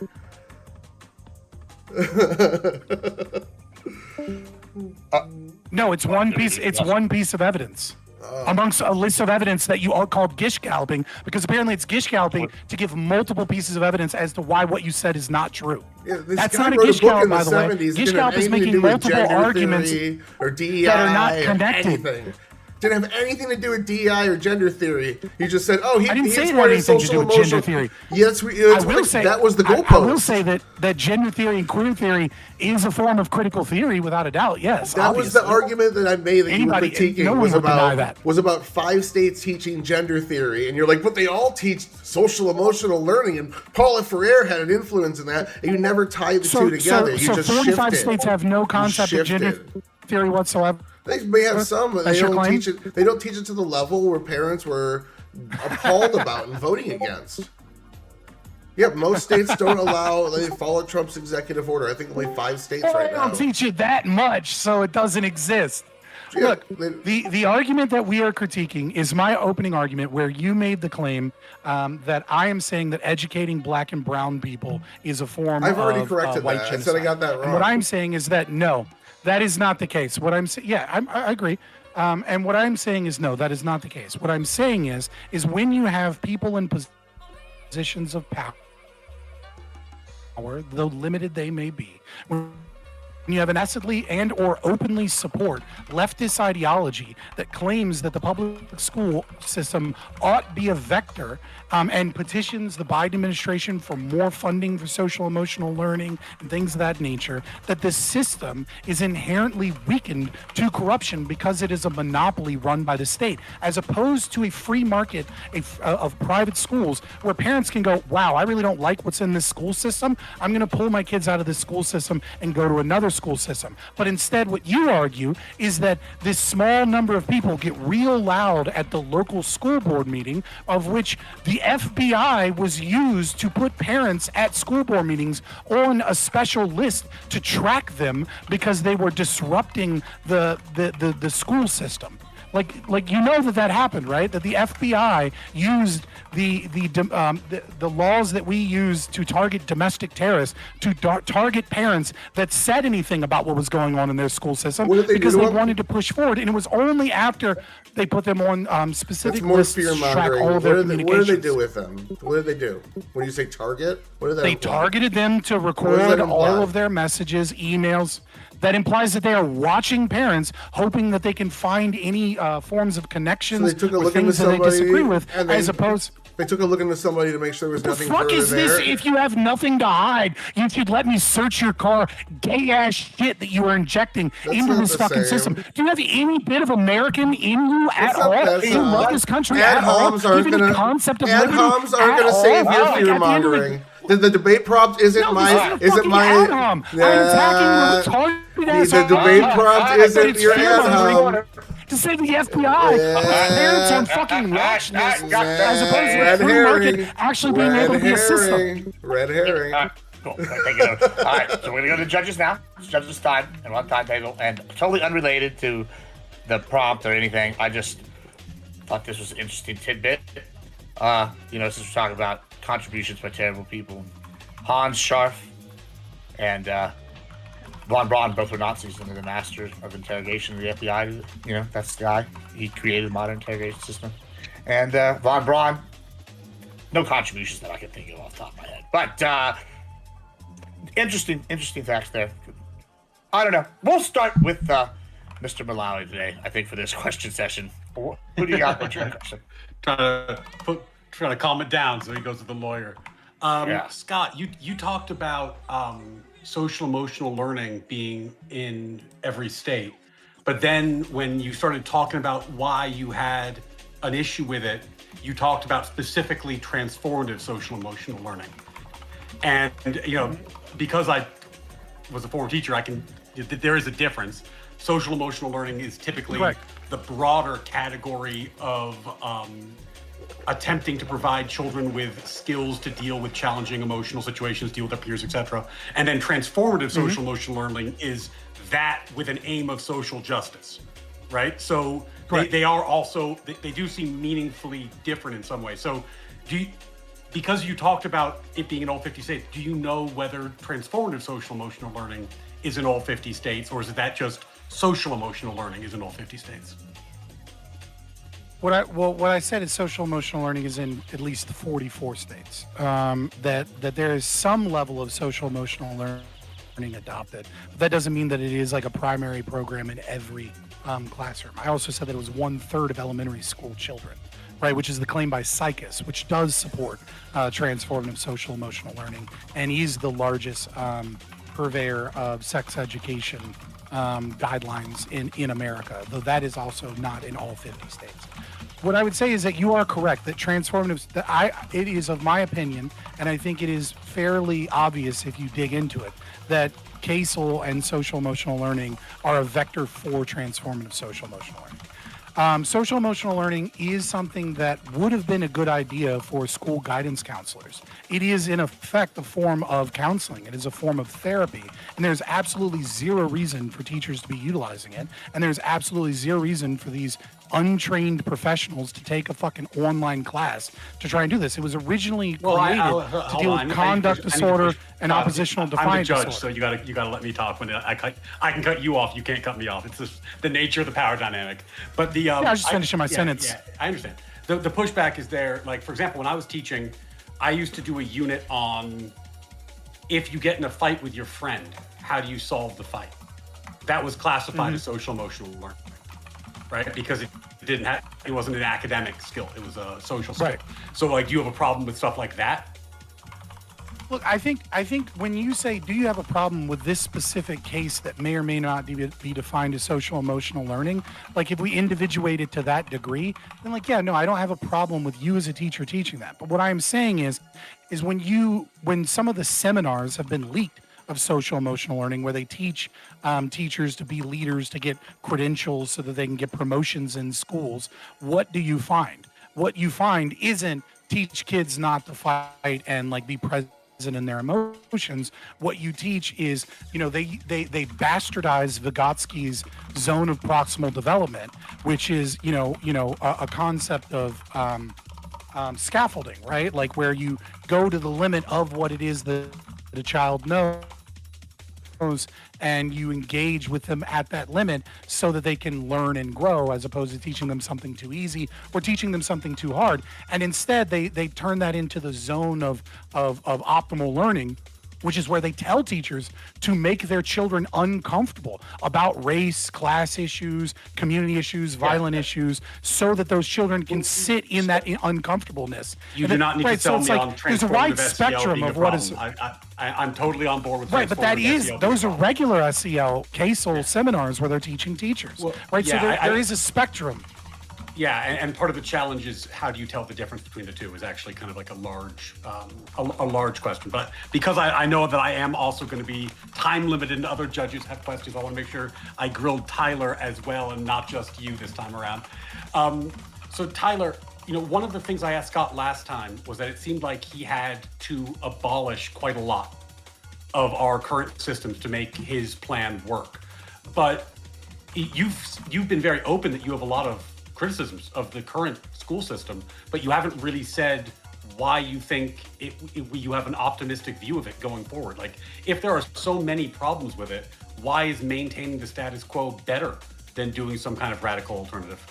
Well, there are a lot of problems with it, but these problems need to be classified properly. When you see some stupid leftists in a handful of states do something stupid, this doesn't necessarily invalidate the entire system itself. It invalidates their stupid policy, their stupid actions, their stupid politics, and their stupid voters.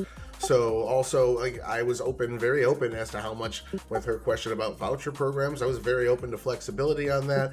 My argument here is solely based around the prompt specifically, why we need to abolish public school, why it needs to be gone or exist. And I'm saying, even if we change the system, even if we make it different than what we have today, even if we expand it, even if we reduce it, I still have the win in the eyes of the prompt. I am just formulating it specifically around that for the sake of the debate. So, but one of the problems that got raised in the last segment, and I think it is one we're talking about, is that education, the people, just the staffs in education, teachers unions, teachers, administrators, the skew is so, and having worked in these places, I can tell you from experience, it is exactly as reported. The skew is so much to the left that you are much more likely to meet somebody who openly identifies as a Marxist than as a conservative. Absolutely. In most school settings. So in that kind of ideological landscape, how do you avoid the issues that Fabian is discussing, where you talk about the inevitable inclusion of Marxist or cultural Marxist ideas? How do you combat that when the people involved are going to naturally favor that over conservative alternatives? Absolutely. Well, you combat that by giving conservative alternatives and just waiting. You have to be patient. You do your right to work states where you don't need to be a teacher to be part of a teaching, or you don't have to be part of a teaching union to teach. You give alternatives to this, and then you wait. And then you wait for the nepotism to set in. Just like any giant company, eventually, once they've made it to the top, they're going to start spending on their interests more than just continuing to grow and grow and grow the business. We made it to the top of the mountain. Let's do some things now with this. And just like that, the teachers unions are going to be the same. They're pushing unpopular agendas. They're pushing, we won't go back to school until we're fully vaccinated and the kids are fully vaccinated, and we still want 2 remote days even after COVID's gone, and things of that nature. That pissed parents off. We saw sweeping reforms in terms of local governments and their state and who was actually running their education boards. On top of that, we saw people fleeing states. So that movement with your feet to flee those states, go to these other places, and even the sway in education. I saw it was only anecdotal, it wasn't a lot, and it didn't fully sway over, but I saw several polls that show the Republicans were for the first time in like 40 years leading the Democrats in terms of national education, who you want to control education. It reversed, it's back to where it was, but I at least saw at one point during the trans madness that it broke through a little bit. So at the end of the day, we have the mechanism in place to correct for these things. We're just looking at it in too small of a scale of time, I feel like. Why should conservatives have to flee their entire state instead of just going to a different company in their area? Like, you recognize competition is healthy. You recognize that it's superior when you're given choice.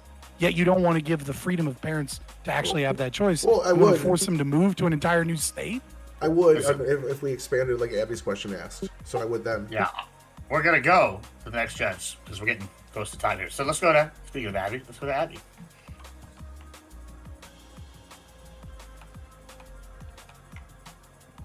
So I think Got it. I'm trying to get my thoughts together.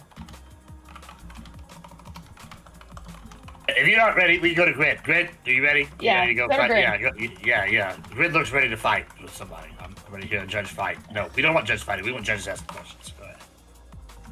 You're muted. Grid, you're muted. You're muted on Discord. My bad.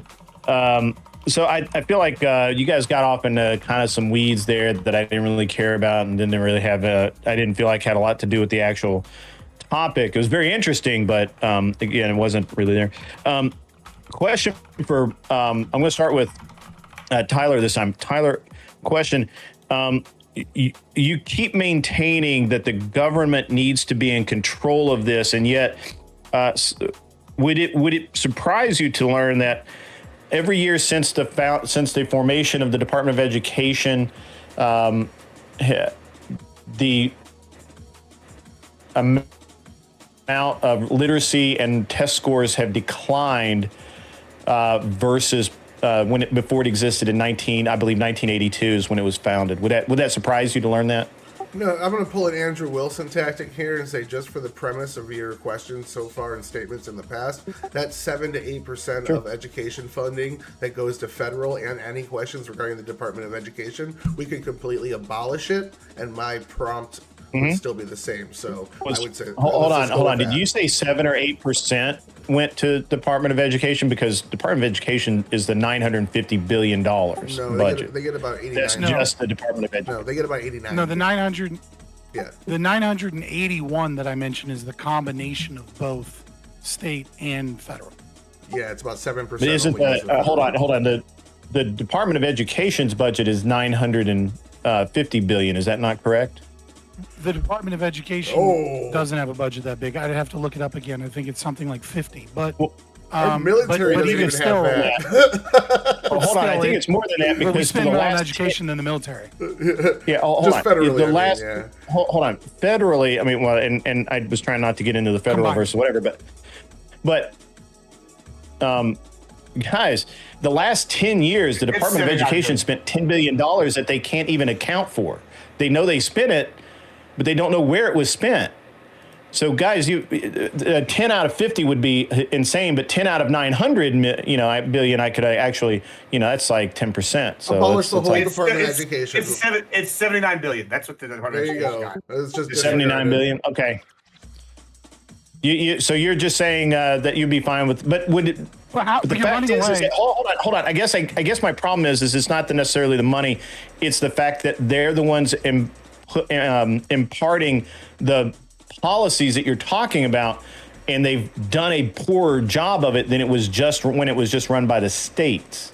Yeah, it's shit. Not every idea is a good idea, and I'm just saying that this is Not every idea is a good idea. Yeah, this is such a small part of this that I don't think really fits the majority. I don't think it's a small part. It is. But It's Grant, 7% funding, so I just say get rid of I don't think it it's a small because part. most of my arguments are central around state arguments, anyways. So I guess just to clarify, and I'm going to turn it back to Grid. I just want to clarify here.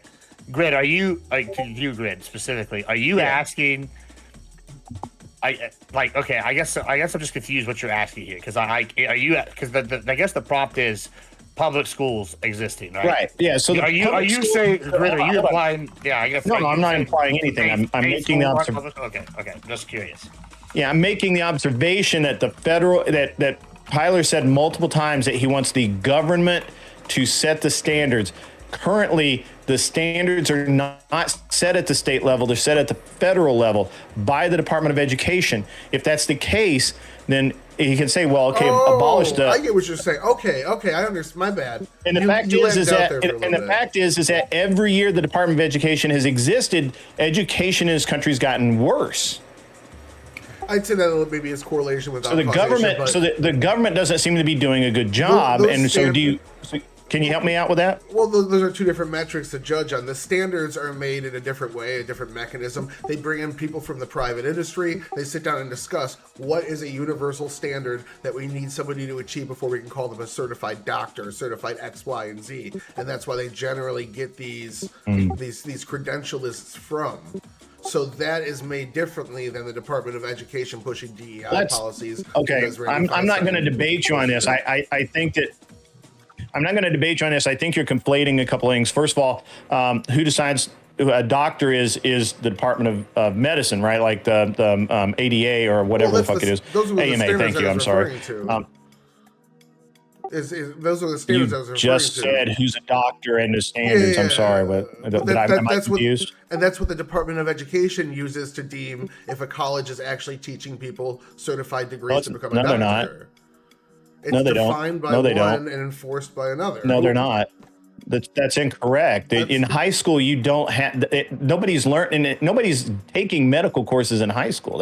I didn't say that. I said that's how you get a credentialed university. He's moving into universities and away from public schools. Yeah, sorry. Mr. I always stick to the prompt. Well, we're talking about what is doctor. You're talking about licensing in universities, which should all be private. There should be no state, any of those. But that has what you're saying is that what you're talking about is irrelevant because we're talking about public schools, which are high school, middle school, elementary school. Public schools also, I've been using arguments for community colleges and public universities as well in my arguments. I didn't hear a single university argument, but okay, maybe I missed it. Yeah, I brought up multiple about the scale of education. Made some. Maybe I missed it because you guys are going back and forth. All right, so at any rate, it still doesn't really respond to the fact that the education's gotten worse in this country. To you, Fabian, I don't know. It seems like that you are very flexible on homeschool versus any other type of, non-state run schools. Where would the standards come from in this? Where the community standards would, as Tyler's suggesting, state level standards? So I think there was a really interesting argument that Tyler made in his opening statement that actually benefited me more than him, right? Because in his horror scenario, he was like, imagine a world where, where universities were teaching just for a specific job so that you could be educated in that job and it was in part funded or supported by a company as opposed to getting a general standard education. And I was listening to that and I was like, dude, that sounds like an amazing idea because we're currently $1.85 trillion in student loan debt. So obviously the concept of like getting this general education is really not, people are making a little more money, but when we're almost $2 trillion in student loan debt, that sounds like a really bad idea. So I would say that this concept of like who would make the standards if not imposed by the state would be who would make those standards. I think in many ways that they would be community led, right? But I think also in many ways, certifications and things like that would come from companies that were trying to poach, young, brilliant minds and things like that, that were trying to sell education. It would be competitive. There would be companies that rate the education standards of like one company or another. Like, for example, ECPI and DeVry, I think ITT Tech were both caught going into nursing homes and targeting veterans with post-traumatic stress disorder and brain damage to try and get them to sign up for college so that they could get money from the GI Bill but never actually go to the college, and then they end up in student loan debt. So the point we already have that. We have, like, so for instance, I'm in IT, we have the CompTIA A+, and this is something that the industry got together with educators and evaluated this standard that they wanted taught in schools. You can go to a college and take classes on it specifically just for that, and that'll get you into that specific industry. That already exists. What I was talking about is you sign up for a law degree. I was talking about corruption at that point in my introduction. You sign up for a law degree, and you go in, and this college only teaches you part of this segment of law. Right. Yes, So, again, but it applies in the same way, right? So my argument and response to you is, if you know what you're signing up for, it's great. Absolutely. Sure. But what I'm saying is that who is to say what is or isn't the appropriate education of a child, right? I mean, we have a current school system that says the parents. that we have a current school system that says taking your child out of like their mandatory schooling that is taught to the lowest standard for one day is poor attendance and should mark poorly on the child when you decide to take your child to the aquarium and learn about marine biology, or you decide to take your child to a museum or maybe you decide to take your child to a blues festival somewhere and gain, knowledge in the arts. No, you must fit to the state approved standard of what it is that we believe is the right thing and the right level of arts and the right things. Oh, and by the way, we teach it to the lowest standard. So if your kid is excelling in public schools, they are punished by being beaten to death 8 hours a day with boring presentations and information they could very quickly grasp. And if you take your kids out, you're demarked. You are punished. You can potentially get in trouble for truancy and things of that nature. What I'm saying is I think parents are those that love their children most should be the default position of knowing what they ought to teach their children and to give their children opportunities. And I think history, both economically, we can see that overwhelmingly throughout the entire world, that once parents get enough money, they educate their children by any means necessary. We saw this in Bangladesh, for example, where just the threat of the ready-made garment industry introducing child labor laws caused companies to fire all of the child laborers in Bangladesh. And UNICEF and Paul Krugman both followed up. And what they found is that those children overwhelmingly ended up injured and in child prostitution and sex trafficking. Because the reality of the situation is that poor countries don't educate their children. All right, go ahead. That's your last question. The last question I have is for either or both of you guys. So what we're seeing with public schools is that parents who care about their kids literally move between school districts because of the rating of the input of other parents as to how good those schools are. So I would say that is a refutation of Tyler's point, and I don't know that it does Fabian any good. So I'd really like to hear your guys' point on that. I'm sorry, could you expand? I got a slightly lost. Yeah. So if I were in school district A, right, and school district A sucks because even though there's supposedly standards are so low, nobody gives a shit, and so school B, which is the next township or county or wherever. I don't understand where you guys everybody has a different nomenclature here. But the next one over, that one is good. And so I falsify some papers and I put my kid in that school because it's better. And then of course now the school system where I'm at doesn't have a smart kid because my smart kid's over here. And it seems to kind of be a refutation of what Tyler was talking about, this guiding standards. But I don't know that it supports Fabian's argument. So I'm really kind of interested in I get what you're saying now. So yeah, gotcha. Okay. There are standards, but there's just not enough great teachers. There's not enough. Sometimes you have a low income area right next to a medium income area. You just have more money going into that school, pay better teachers, pay better staff, get better equipment, things of that nature. And that's something, yeah, absolutely. You want to get your kids in a good school. So you look for a neighborhood with expensive houses in it, so that you can move into that bitch and those rich people can get your kids a good education. Absolutely. It is not perfect. It's kind of sucks that it is balanced out that way. And I think a lot of the federal government spending is to try to balance that out a little bit. The federal government gives most of their money to these low income schools in order to help bring them up. And that's, again, only a small percent of that money. So it is a problem, and it's one that is trying to be addressed. But we have a teacher shortage as well. I mean, that could also lead to it too. Yeah, I'm glad that you admitted. I'm glad. Oh, I'm sorry you wanted my response as well, but I can forgo and leave it. Yeah, for you. yeah, go ahead. Yeah, go ahead. Yeah, I'll give you 20 seconds. You can respond. Well, we gotta go to Abby. I'm happy that you concluded alongside with me that the government does spend most of its money per capita per student in lower income schools. Yeah, I mean, this just goes to show that throwing money at the problem doesn't actually solve the problem, and that the problem arises from a corrupt monopolistic system of public schooling as opposed to a competitive environment. And that I do think that the people leaving school districts for one or the other showcases that parents are willing to move, potentially even lose their job and have to uproot their entire family and their home just to get their kid in a better school. And this is why we need a competitive market of private schooling as opposed to public schooling. Oh, wow. All right. Perfect. Thank you so much. I wasn't even on purpose, but that was good time. All right, Abby, go ahead. Ask your questions. And then once we're done with those questions, we're going to do one more brief open, and then we're going to close this. All right, go ahead. My question was more around the advocacy for, public colleges. And I think I just want clarity around it.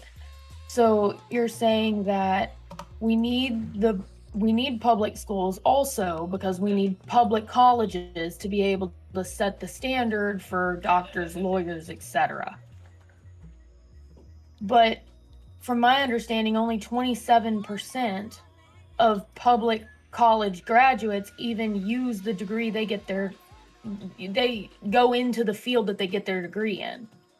So why should we keep that if it's that low of a rate and people are coming out with hundreds of thousands of dollars worth of debt?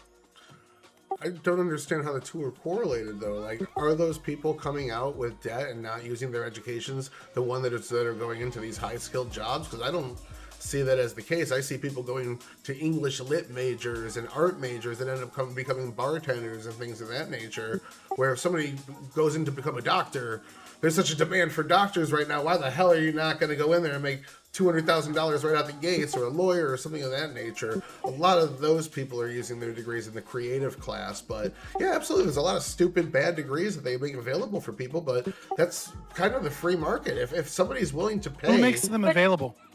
Who makes it available? The college that wants to supply it. Yeah. It's almost like we have a government program that called the FDIC that gives college loans to anybody for any retarded ass degree, regardless of whether or not it's productive or marketable. And then the taxpayer is stuck with people that don't pay their student loans, and the economy has $1.85 trillion in student loan debt. It's almost like when the government gets involved, what you get is a lot of gender studies, women's studies degrees, as opposed to people going to a bank and saying, hey, I'd like to get a college degree. And they go, gender studies, women's studies, what's your GPA?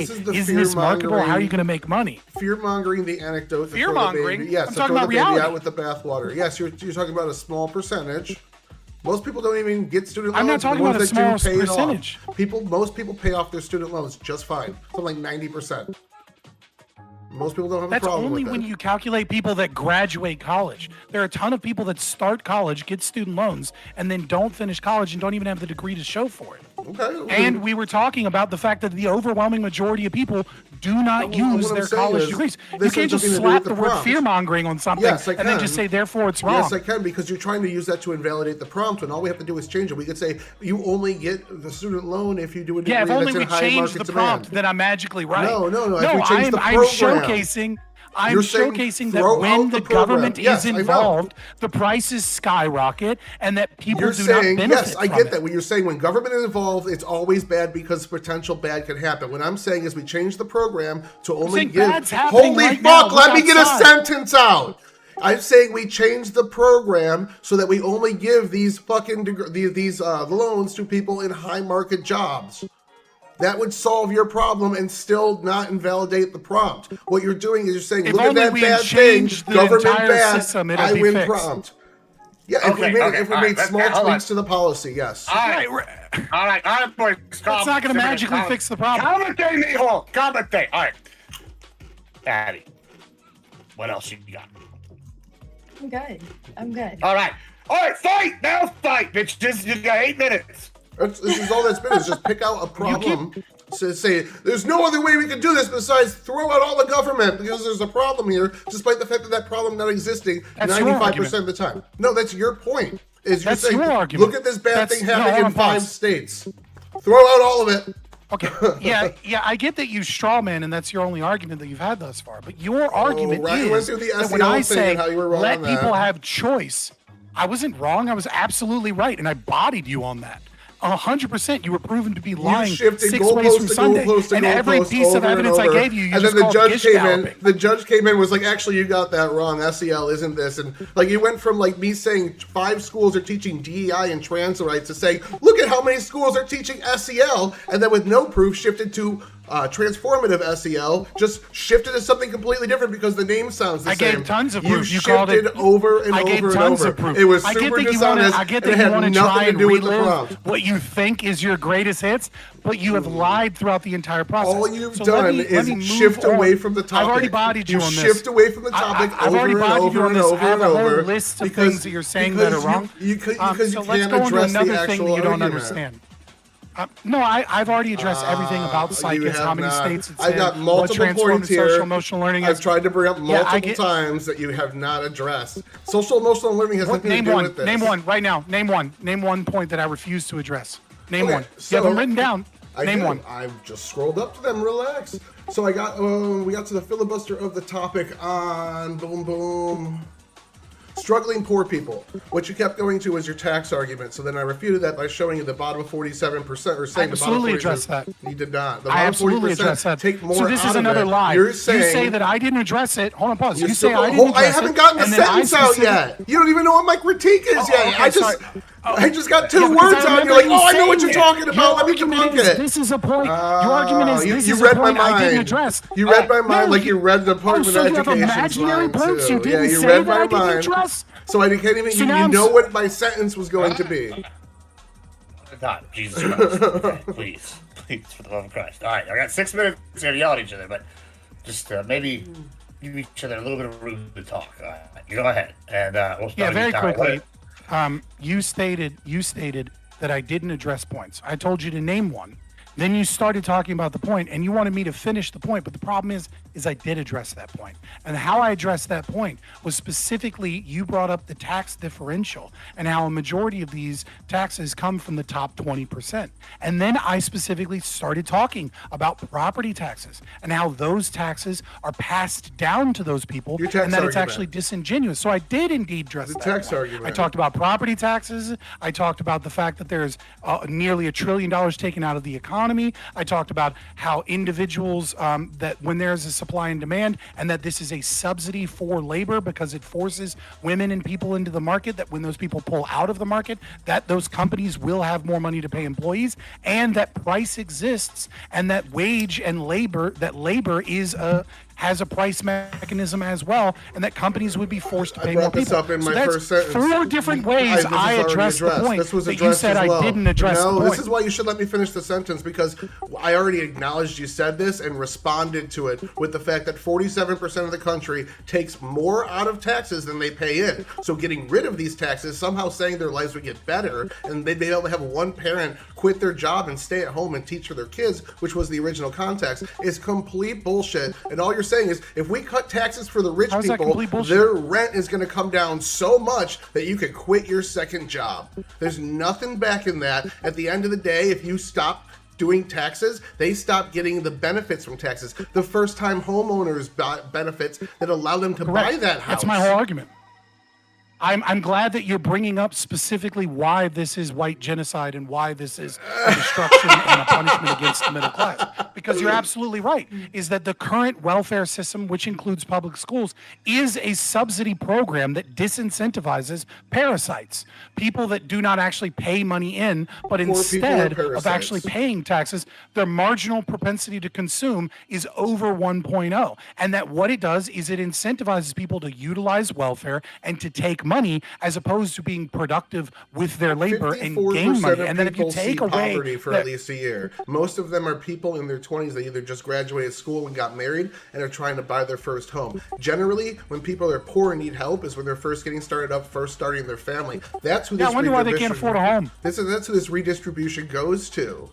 I know you don't like the fact that I'm debunking this point, so you want to change to over here, but what you're saying is not true. You're saying poor people.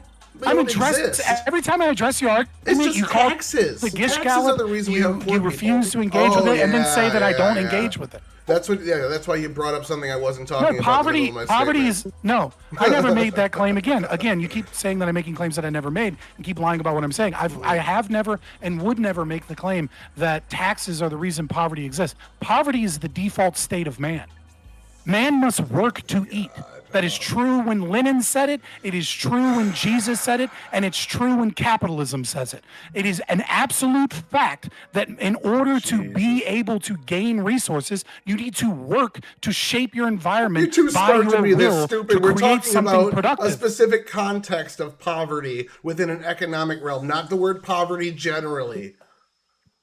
You're too smart to be this stupid. Stop it. What is the context that changes that? We're talking about an economic bracket within the country. Humble thing. Make the argument. We're talking about an economic. Make the argument. Don't say I'm too smart to be this stupid. I made the argument. I said it right after. You're changing the context of the word to be from within the confines of this discussion where we're talking about the bottom economic bracket in the United States to be poverty is the default of man because if you don't work, you don't eat. We're talking about an economic bracket. They're not default poor. How does that change anything? 54% of people see poverty mostly when they're young, don't have a just finished education or don't have an education, don't have work experience. Most of them make it to the top 20% in the next 2 decades. That poverty is a status of somebody that's trying to enter the workforce, trying to enter the buying market for a home. This is their status because they don't have experience, they don't have skills. This is just a result. You can look at any economic data. I don't disagree with any of this. So that's who's poor. To do with that's the who is being helped in public schools. That's who is being helped by these programs. That is not true. It is, yes. That is not true. And you're saying that's all you said is that's white supremacy. And that's a lie for 2 reasons. That is a lie for 2 reasons. Number one, it's a lie because you are differentiating those individuals that move out of the bottom quintile and move into other quintiles. It is not true, though I understand your confusion, to say that most of those people make it into the top 20%. That's not true, but most of those people do indeed move at least 2 quintiles. Right? So people that are in the bottom 20% usually end up in the 40 to 60% range, right? The third quintile, not necessarily the top quintile. Nevertheless, that is still 2 different groups of people. There are people that stay in the bottom quintile, and there are people that move out of the bottom quintile. It is absolutely true that when you talk about poor people, usually you are just talking about young people. But what we are specifically talking about is government programs that are given to people in the bottom 20% that utilize things like that. And many of the types of people that move from the bottom 20% to become the wealthiest top 20% are also not the types of people that perpetually stay on programs like food stamps and TANF and fucking unemployment and things of this nature. You don't stay on certain benefits that young people get. You get a first-time homeowner. The recidivism rate for the average person on TANF is that they return to TANF within 5 years. You just shift around. The people that use these for every statistic programs are the people that stay in the bottom 20% because they create a victim mindset and they create poverty. You just filibuster their whole last 5 minutes. Yeah, you got 30 seconds. You got 30 seconds, and then we're going to the closing. 30 seconds. That's not what a filibuster is, by the way. You don't know what any of these terms are. Yeah, that's it. I just don't know. Yeah, you're right. So generally, again, 54% of people see poverty. 73% make it to the top 20% within 20 years. These are people drastically moving up. The vast majority of people accessing these plans to buy their first home, to get help with schools, are people that are trying to buy homes, people that are trying to do everything right and don't yet have the skills or abilities to function in the market. Most young people see poverty. Most young people have those ramen noodle years. These are the people that are accessing these programs. These are the people being helped. We've gotten zero evidence that it's white supremacy. Okay, so if America took all of the welfare programs that it spends money on right now, I'm just responding. If America took all of the welfare programs and We're telling you because we're going to closings. We're going to closings. I'm set.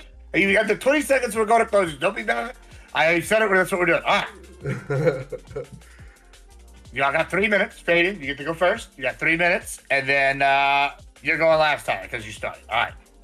So I'm muting you. I'm going to leave you muted, Tyler, and I'm going to mute you while you do the other. And then, judges, after closings, send me who won. And then we're going to go to y'all, and we're going to hear about who won and why. All right. Go ahead, Fabian. You got 3 minutes starting now. Thank you so much for having me this evening. I have been hyper aggressive because I'm hyper passionate about the theft of $1 trillion destroying the lives of people all across America, so that they can send children to horrific schools and indoctrinate them into state-based programs that leave them illiterate, uneducated, and full of trauma, whilst their parents spend very little time with their children, leading towards a great mental health decline and a destruction of social ability amongst children. So I'm super passionate about this, and that's why I have to be this way. There was a lot of things I wanted to talk about in this debate, some kind of like unaddressed things. Overall, I reiterate my opening statement. None of that has been refuted. It is obviously true that taxation is theft, that it steals $1 trillion out of the market, and that theft obviously has deleterious economic impacts on everyone. When you steal $1 trillion from the market, that is money that is being stolen from the most valued means, what it is people want to spend money on, and is instead funneled into school programs that are horrific, with teachers that are horrific, with teachers unions that are horrific, and the education says we're getting nothing for it except increased violence and increasingly lower standards in education, and we're losing over the last few decades. We went from one of the most educated and intelligent populations in the world to many countries in Europe, many countries in a few in South America, China and other nations beating us because we just can't keep up when we're stealing so much money. A few of the things that he brought up, one thing that I thought was really interesting that I figured I'd talk about in the closing statement is this concept of doctors. And I think the story of where doctors' certifications come from is actually a great allegory for why government involvement in socialism is such a destructive thing in public education. And, if you don't know the story, I've done some breakdowns on it. Ryan, I think I did one with you and some other people. But the healthcare lodge system was created, and essentially how the story goes of doctors' credentials is that poor people, coal miners, got together and started fraternal organizations to try and collectively get together and say what wages doctors deserved. Instead of trying to negotiate with small doctors' offices, they created organizations. And with those organizations, they were able to get better doctors and better medical treatment for those people. And this really pissed off the rich and the wealthy elite. And so what they started doing is they started petitioning governments and state governments to make these things illegal and to have a certified credentialing system that would be handled by the American Medical Association. And the main reason is that healthcare costs were too low. The biggest complaint that they had was that they were losing money because the poor people were negotiating in a free capitalist market. And so they needed socialism to save them. And the way it saved them was our current doctor shortage today, where doctors do make great money if you go and get an education as a doctor, but they make great money because the AMA artificially keeps us from having enough doctors in our medical field and keeps us unhealthy by utilizing the socialist practices to protect the wealthy elite and to keep the middle class strangled. And so I think that everything that I've said has remained relatively unchallenged, and every point that Tyler made has only supported my arguments. Thank you so much. 1 second, Tyler. Let me reset this. And you got 3 minutes. Go. All right, so most of what You're muted. I'm sorry. I mean, unmute you. Unmute you. All right. And okay. And so you're done, judges. Say me who won individually, and then we will go to the results. Go ahead, Tyler, whenever you're ready. Scott doesn't have a good point there in his closing. Most of his opening statement claims were not refuted because a lot of them were retarded. The school system is racist, bigoted, anti-white, evil, and then he went into a 2-minute monologue about what he knows they're thinking and what he knows their intent is. I'm not going to sit here and pretend to read tea leaves and know their actual intent. So yeah, I didn't address any of that. I went to the actual material arguments, and just like his weren't addressed, mine weren't either. So a lot of them were pushed off to a tax argument. Some of them were addressed. They were pushed off to a tax argument that I'll get to here in a second. So we got a lot of this also was filibustering, completely off topic, skipping things and going into these weird tangents that had nothing to do with anything. So I brought up some economic arguments about having more educated people and a universal standard and things like that. The trade skill dysfunction that will exist that never got touched.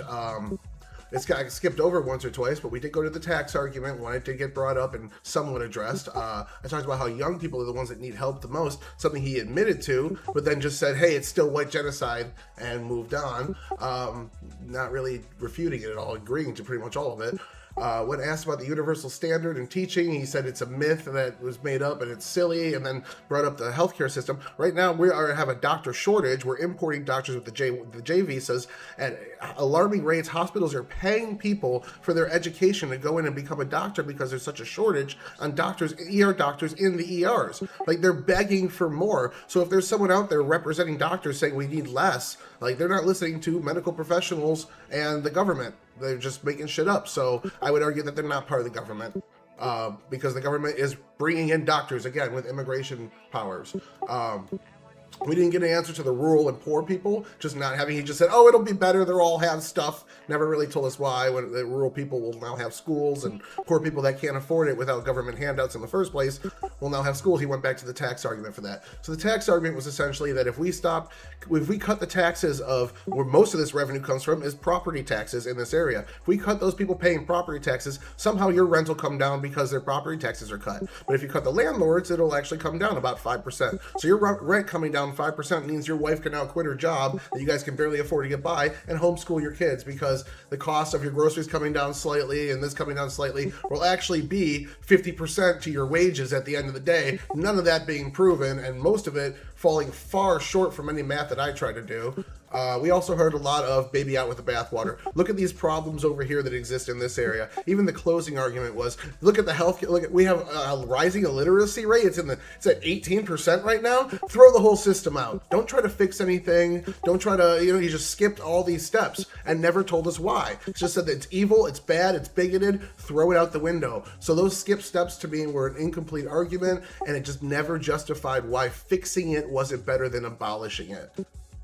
So I think I kind of took the prompt, but we'll see what the judges say.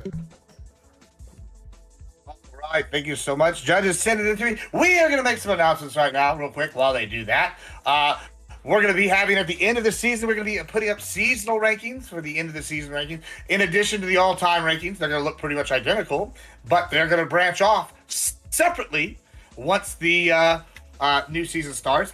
And then after the season, we'll have the Grand Prix opening up again. I will need whoever makes the final to send me the ring size of their choosing, or whatever figure they want, so I can have pre-ordered things here for that. It's going to be good times. Unless you all know off the top of your head, do you know what the middle finger average size is? And then I'll just order a couple of those. That'll be the easiest. Do you know? Abby might know. You don't know the middle finger size? No. Fail. You failed me. Jeweler for how long? And you don't know that answer. So that's what's going to be going down. And then, like I said, the Skiz Tech will be debuting the Skiz Tech trophy for the Grand Prix. Let's see. Do I have all those things in here? I'm just waiting on your vote, Abby, on who you think won, and then we'll be good to go. I will say this while waiting for that one. I got them all. I'm going to give you all a little critique. This is a very big example, in my opinion. I haven't read who won, by the way, yet. I will, just from the the peanut gallery as a modern. This is definitely an example of knowing the prompt, right? And here's the thing, right? Y'all said, should the prompt that was given to me, right? And I put the title, should we have public schools, right? It's very important when we do a prompt in debate, I feel like, for who's the af and who's the neg, right? Because this one seemed very much like Tyler, even though he was the affirmative, took almost the negative style of a case, and Fabian took a very affirmative style of case. We should have maybe done the opposite, the inverse of this prompt. Is what I'm thinking in hindsight now. No, But I think that's interesting. Also, Tyler, which is really entertaining. I don't want anybody here to think that be said Tyler's a conservative, even though he's been pushed as a conservative, because he didn't argue any pro-public school things that a conservative would like. He didn't once argue about boosters. He didn't talk about alumni. He didn't talk about teams and sports. He didn't talk about how there's open schools where you can just send kids, and kids go in Texas from one school to another just to play football. That's a big thing. We didn't talk about Texas funding colleges with taxes from the tap instead of doing it from people, the community. There's all these things you could have sold conservatives on, but you argued like a lefty. So I just want to say to people that argue that Tyler has turned red, he's still got some of them lefty tendencies. All right, I just tried to argue the prompt. Make sure I got all the judges. Every critique he made, my goal was to say, like, look, this is a problem we can fix, rather than throwing out the system. And I was just trying to argue the prompt. I wasn't arguing from the left or the right, just to the words on the screen. That's really funny, because now I've just read the judges, and we'll start with Mr. McLaughlin, because I just read what you sent message to me, and it's almost the exact same thing I just said. Yeah. This was. By the way, this was fun. Thank you guys. Thanks for having me, Gibbs. Thank you guys for bringing the heat tonight. This was a little bit messy because we got way off the prompt, like a lot of times, and I think part of that was, Tyler's arguing to maintain the status quo, and Fabian's is arguing to abolish the status quo. So it does actually, in many ways, makes more sense to consider Fabian as having the affirmative position, because that just flows a little bit more easily. This was close in part because you guys spent a lot of time talking about very broad issues that were not necessarily the thing that was the heart of the prompt. I went back and forth. I ultimately gave this one to Tyler, and the reason why, when it came right down to it, is that Scott, you had a lot of details, a lot of passion, a lot of information to share, but the prompt was about abolishing public school system, and your solution seemed to involve abolishing public schools, property taxes, income taxes, welfare in general, and a whole host of regulations, and I think public property. If I got, I you didn't exactly say that one, but I got into that one. Yeah, they're all inexorably linked. So to not argue that would actually be to fail the debate. So I respect your position and your opinion on that.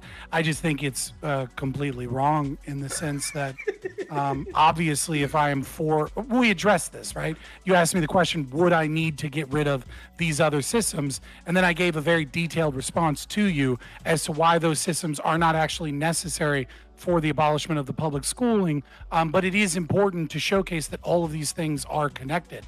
So to isolate it would be to make an argument that doesn't make sense because they are inexorably linked. Yeah. So I mean, if it was the other way around, maybe, Oh, and that's where it gets tricky when you're talking about a systems change that broad. Because, like, for example, at the end, we were saying, like, you can't abolish all public schooling, but keep all things the same, systems, right?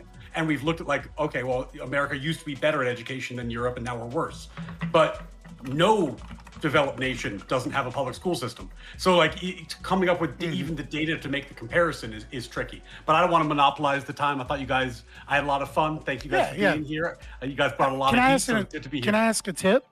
How would you, if you were to argue my position, how would you argue for the full abolishment of public schools, but in order to stay on the prompt, refuse to talk about federal grants or the Department of Education's money or the $1 trillion that is spent on it and how it's funded?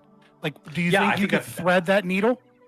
It's a really challenging prompt for you, to be honest with you. I think it's a really challenging prompt because when you talk about like what grid was on at the beginning, like should we abolish the Department of Education? That's an easy prompt. Should we abolish, public schooling in general?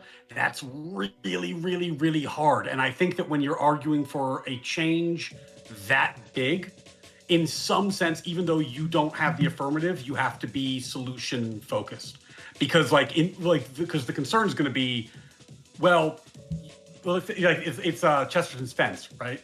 Like the conservative's going to think on some level, if he's wrong and we rip this out, we just screw everyone for 30 years, right? So Right, which is why it would be necessary to do Chesterton's fence, which is exactly what I did in the debate, which is showcase all of the ways that this is wrong, tied to these other systems. So I feel like you kind of answered for me, which is you would have debated it the same way and you agree with me, but you think Tyler won despite agreeing with me. No. I think I would have been more focused on how to implement a better system and less focused on broad AnCap theory. Because the problem with broad AnCap theory is that if the judge doesn't buy broad AnCap theory, then you're kind of up Schitt's Creek. Oh, Fair wow. enough. Fair enough. Let's go to grid. You're muted. You're muted again on Discord. On Discord. Oh, he's still going. He's going. Well, On grid, and I'm Grid's saying giving Tyler deep won. thoughts. He's got a giant penis. Tyler wins. All right, next judge. You gotta unmute yourself on Discord. You're You're still on muted on Discord. you muted yourself. On Grid, holy shit. Why buddy. did I was still muted? I clicked the button, but I didn't unmute. All right, so I'm going to disagree with Ryan because I don't think it was Scott's burden to prove what system to put in place, but just to call out the reasons the system failed. It was on Tyler to say, hey, this is how we keep it, because he's an affirmative. He was the one that said, hey, this is we should keep this, and he didn't do a good job of that actually at all. As a matter of fact, everything he said was socialism and communism and let's just keep spending money and just keep spending it. We'll just spend it at the state level instead of the federal level. It doesn't matter. It's fine. We don't care. And honestly, he never did actually refute any of the claims that Scott made at all.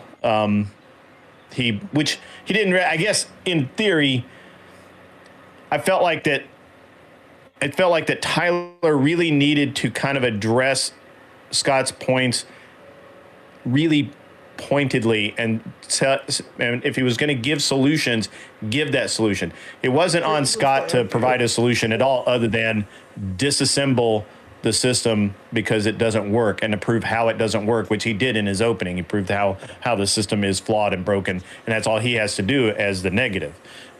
So I gave it to Scott. It was close because Tyler was really, really there on a lot of it, except for the socialism and the communism, and just keep spending money, and we're just not spending enough money in the right places, which I'm gonna always fundamentally disagree with. So, and it's a hard sell for me to get there. But this is what I'm talking about, right? You're not a libertarian, though, right? I'm not a libertarian. See, No, I think Scott's also wrong. I'm not saying that Scott's I right. understand that, but this is what I was saying before we got here. When I was talking about Tyler, when you were arguing this, like, I if you're gonna sell this to a conservative, like, I don't know, I would have maybe used indifferent. Like, it's kind of what you kind of went with, like, oh, these are things that are lefty. Like, now that Well, I don't. Okay, I'll tell you. School vouchers. He should have talked about school vouchers and how you can pick your own school. He did talk about vouchers. Like 4 times. Huh? He did talk about vouchers. He said expanded it. Yeah, but he only brushed through it. He just blew through it. It wasn't he like did brush through it. he was too busy. He was too busy arguing for the expansion of just spend more money. We just need to spend. We're just not obviously doing it enough. So he could have talked more about school vouchers. He could have stayed more on the idea of, and he did say actually, and where he almost got me was, he did say, hey, I want get rid of the federal portion and just keep it to the states. I would have agreed with that. But the problem is that now he never did answer how that when you have a poorer state or a more rural state like Montana, how they're going to how he's going to equalize the education for someone in Texas or Tennessee or any of these other places. Didn't address that. It was his burden to, because he's the one saying that the public school system should exist, and I don't. So I don't believe that. I also believe Scott's wrong. I think Scott is fundamentally, his argument was fundamentally flawed in the fact that he kept saying that we tear the whole thing down and there's nothing. And he did provide some small accolades, but again, it wasn't actually his job to say how we would fix it. It was just his job to say, it's broken. This is why I think we should get rid of it, because I'm on the negative. And he did a good job of that part. Although I don't actually I fundamentally have disagreements with some of the things he said. Okay. Because he's an AnCap. Because I'm right, and you know Because it. you're right. Feel it in your soul.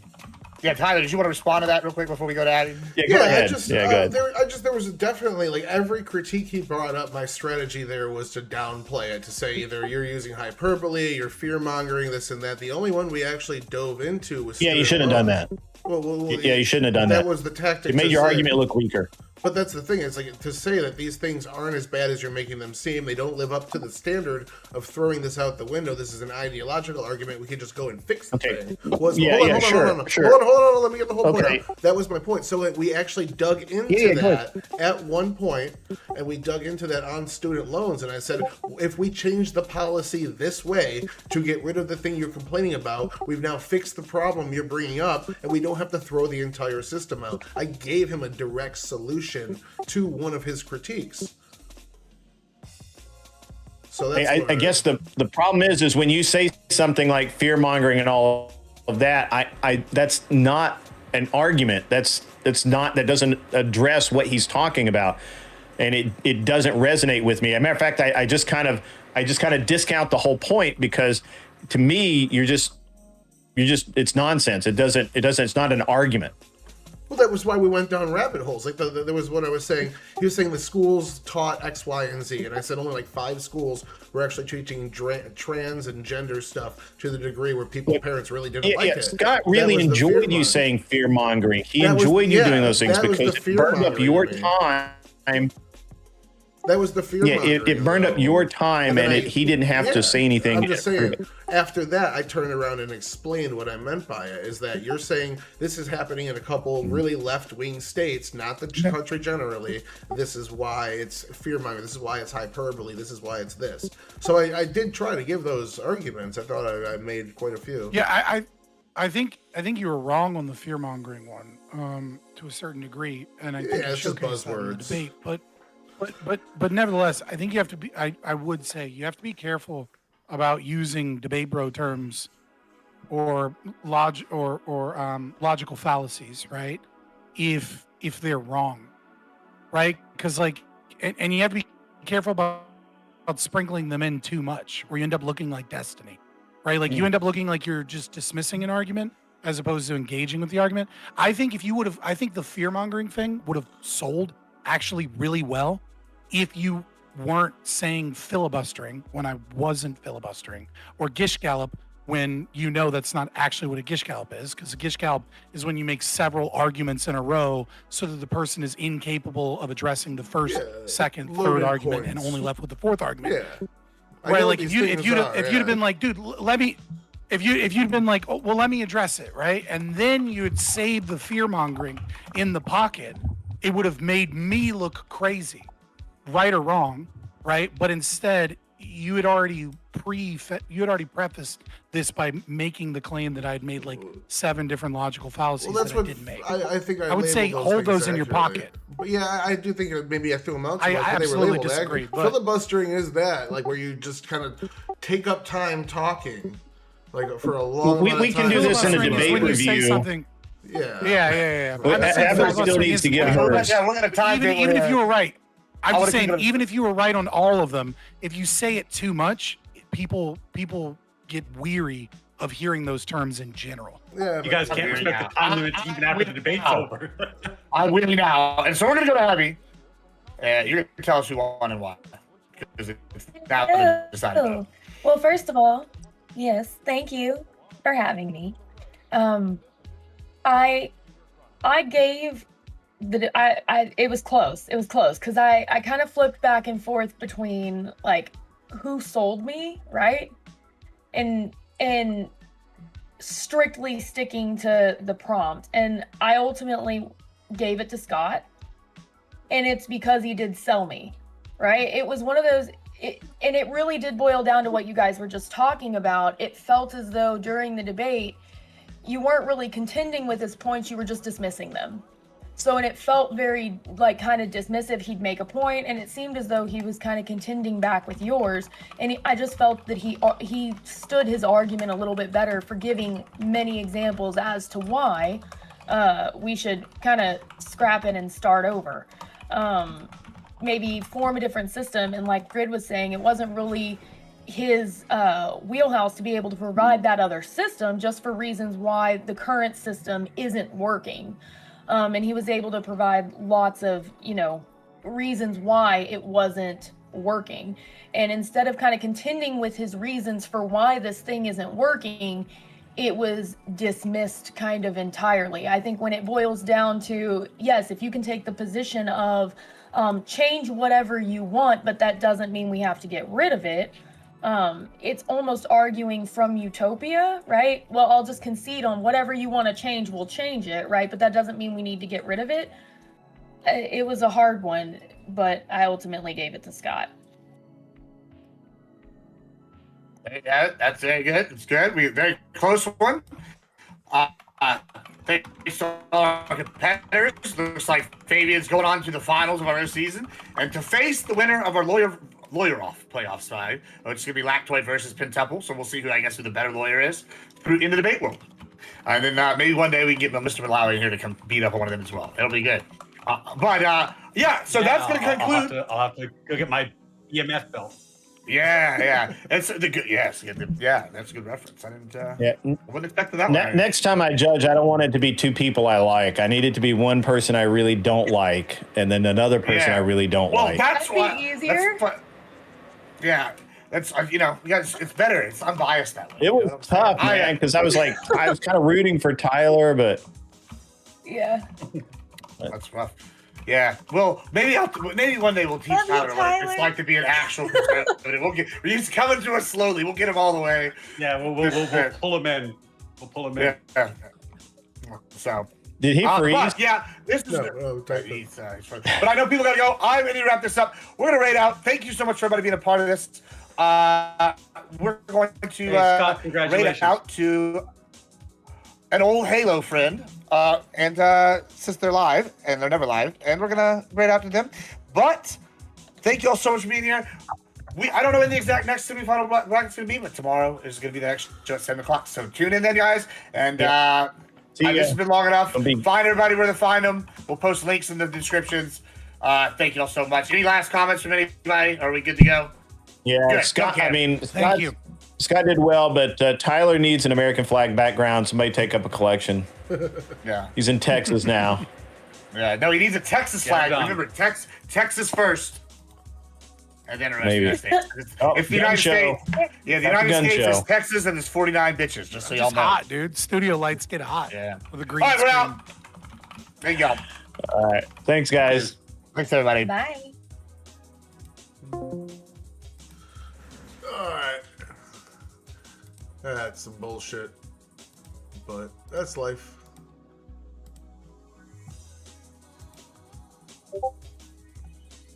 Yeah, I was kind of retarded.